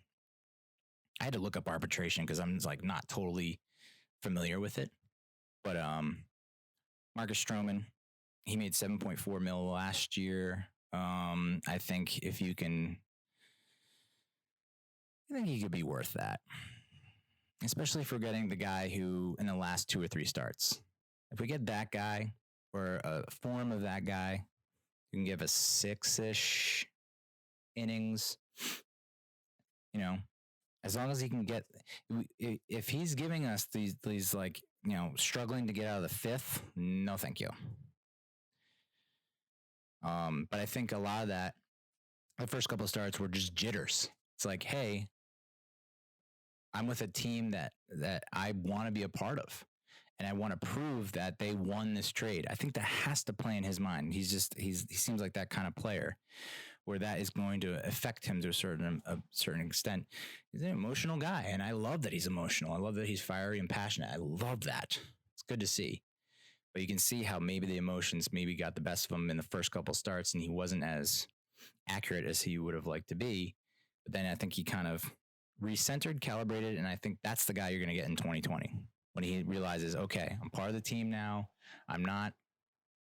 There's a big acquisition that everyone's depending on. There's a lot of pressure on. It's like I'm now the number 3, number 4 guy, and he could be the difference maker down the stretch because I don't know that many Major League Ball clubs have that solid, potential lights out number 4. Syndergaard, he made $6 million this year. Looked like dog shit down the stretch. And, I love Thor. I think, he's had so many great moments in Mets history, and he continues to be such a great character in the Mets folklore. But like, dude, be a little better, I think there are like 1 or 2 games a year where you're like, wow, we have got the ace, and then there are other times where it's like, oh my God, you gave up 9 or 10 runs in 4 innings. And it's like, I understand that was just 1 game, but like, we need more than 4 or 5 innings. We need more than 5 innings. We need 6 into 7 innings. You can't just give us 5. 5 is not good enough, especially with this bullpen. But I mean, we'll see. I still think and they've talked about this on FAN to death, so I don't want to like beat a dead horse, but at the same time, it's like, I don't want to see him go. I just want to see him settle into a groove. The fact that he's only 26, dude. Wheeler just hit his stride, in my opinion, and is entering DeGrom-ish territory in that same realm, and he's 29. DeGrom's 31. Thor is 26. I'd hate to give up on him now. I'd really hate to give up on him. I don't think they should, but fuck, man. If you get a sweet-ass trade offer in the offseason for, I don't know if bullpen would be the way to go, but if you get like an everyday outfielder bat, I don't know. Now you're talking. I think you cannot, if you're going to trade him, got to be a really good trade. Like no doubter trade. Like, yep, we nailed it. Not, well, we'll see if it pans out. And like, nope, you have to feel good from the jump on that one. Michael Conforto, $4 million, worth every penny. I think he had I know it's weird to say, but a breakout season. He's not our starting center fielder. He's our starting right fielder. And if he can give us the same type of season he did this year, like, we have him for a couple more years. And I think his bat, his arm, just his overall demeanor. He's another in that camp that they were talking about, like, oh, trade Michael Conforto. And it's like, again, you would need to have a very nice, sweet deal. Don't give us another bullshit trade just to get rid of him. I mean, you'd have to tear him apart, tear him from our arms with something real nice. So I honestly think Syndergaard and Conforto stay. I don't think anyone's going to be offering like crazy talent. The Mets are already kind of short on outfielders. So it's like you're going to get rid of one of your best for what? Another outfielder? Like, no, that doesn't make any sense. So I think he stays. Syndergaard, I think you lean towards him staying. Joe Panic, he made $3.8 million this year. I don't see him sticking around, especially with all the. I mean, I understand Cano would probably get hurt again next season, but like,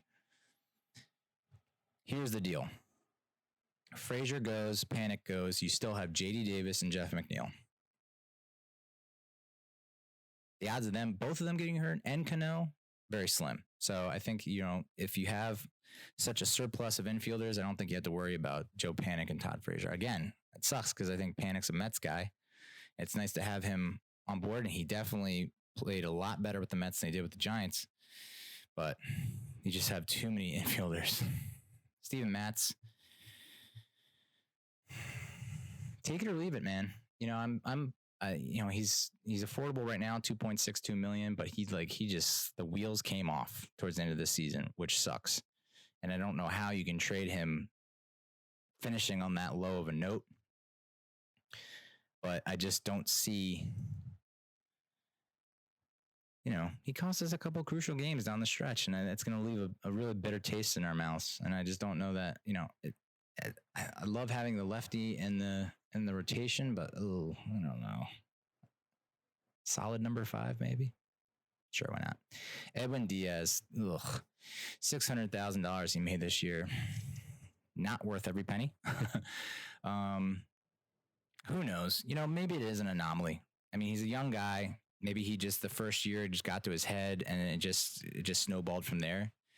Give him the benefit of the doubt and say, after some time away from the game and after some time away from the mound, then maybe he gets his head together. Maybe he gets someone in the clubhouse that can speak to him and talk him through some things.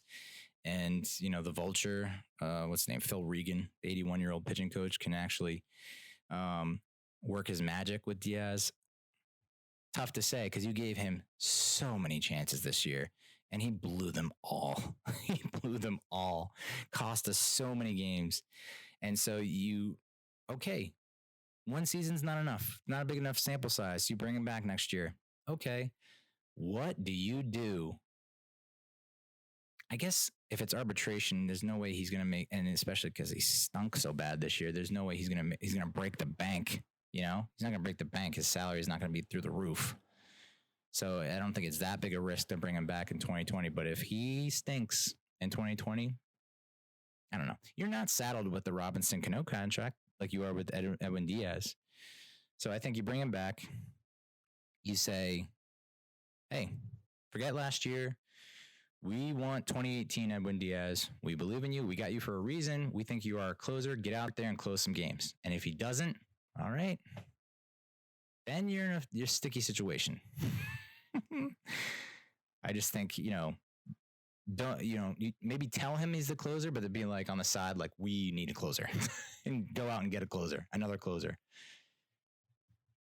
And if he's good, then he's the 8th. And then you have the closer for the 9th. And that's pretty, I like that idea. Brandon Nimmo, he made $600K this year.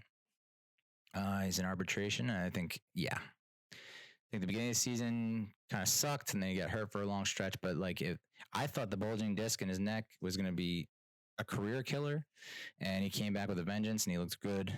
He's just a walk machine down the stretch. So he's your starting center fielder for sure. But if he gets hurt, if the neck flares up,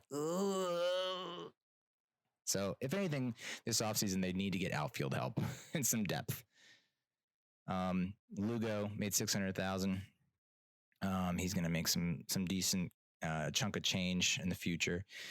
Now, the big question with Lugo is, do you move him into the starting rotation, or is he your closer? Is he your setup guy? I think if you deal Mats, if you deal Syndergaard, if you're not keeping your 5 intact that you have now, Lugo has said he's wanted to be a starter. So I don't think you feel as bad trading away Syndergaard or Mats. Because you have Lugo as your safety net. The problem is you move Lugo into the starting position, your bullpen takes a major hit.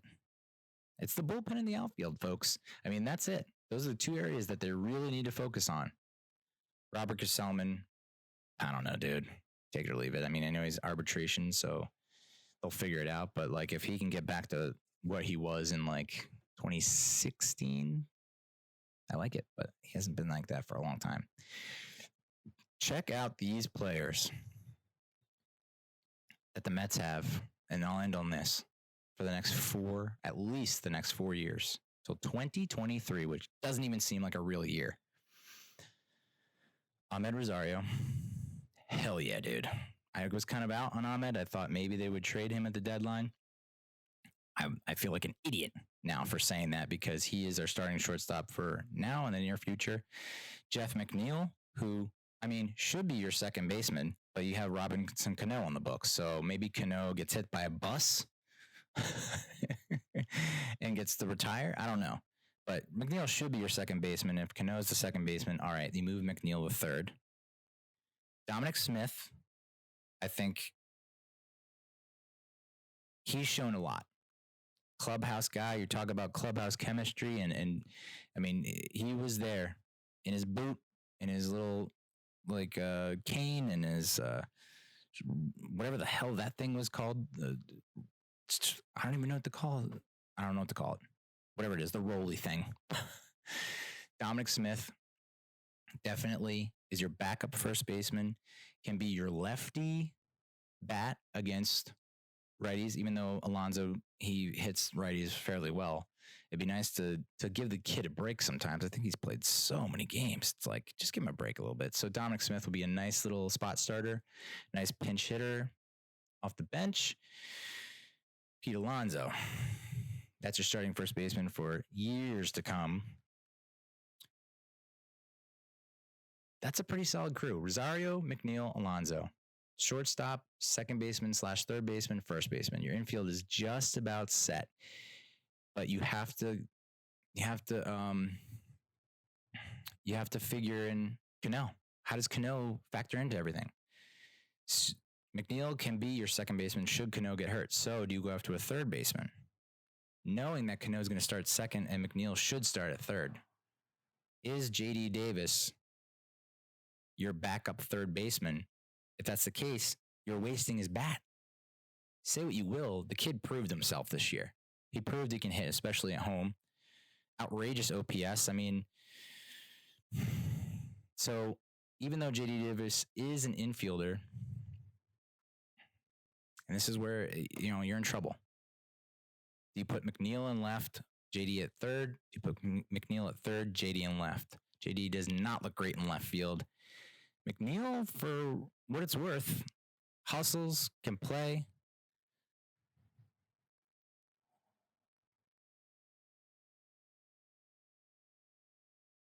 So that's going to be the huge question, what to do with JD Davis, because Jeff McNeil is the team, you got to keep him.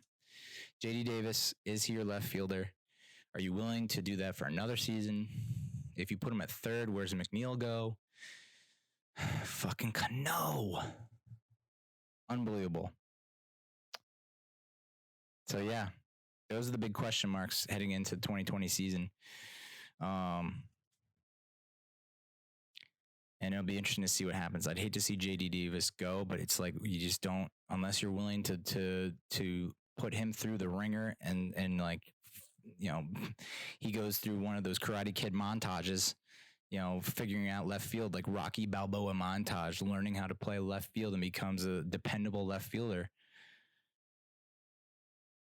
You might have to trade him, which I don't agree with. I'd rather just trade Cano for a bag of balls.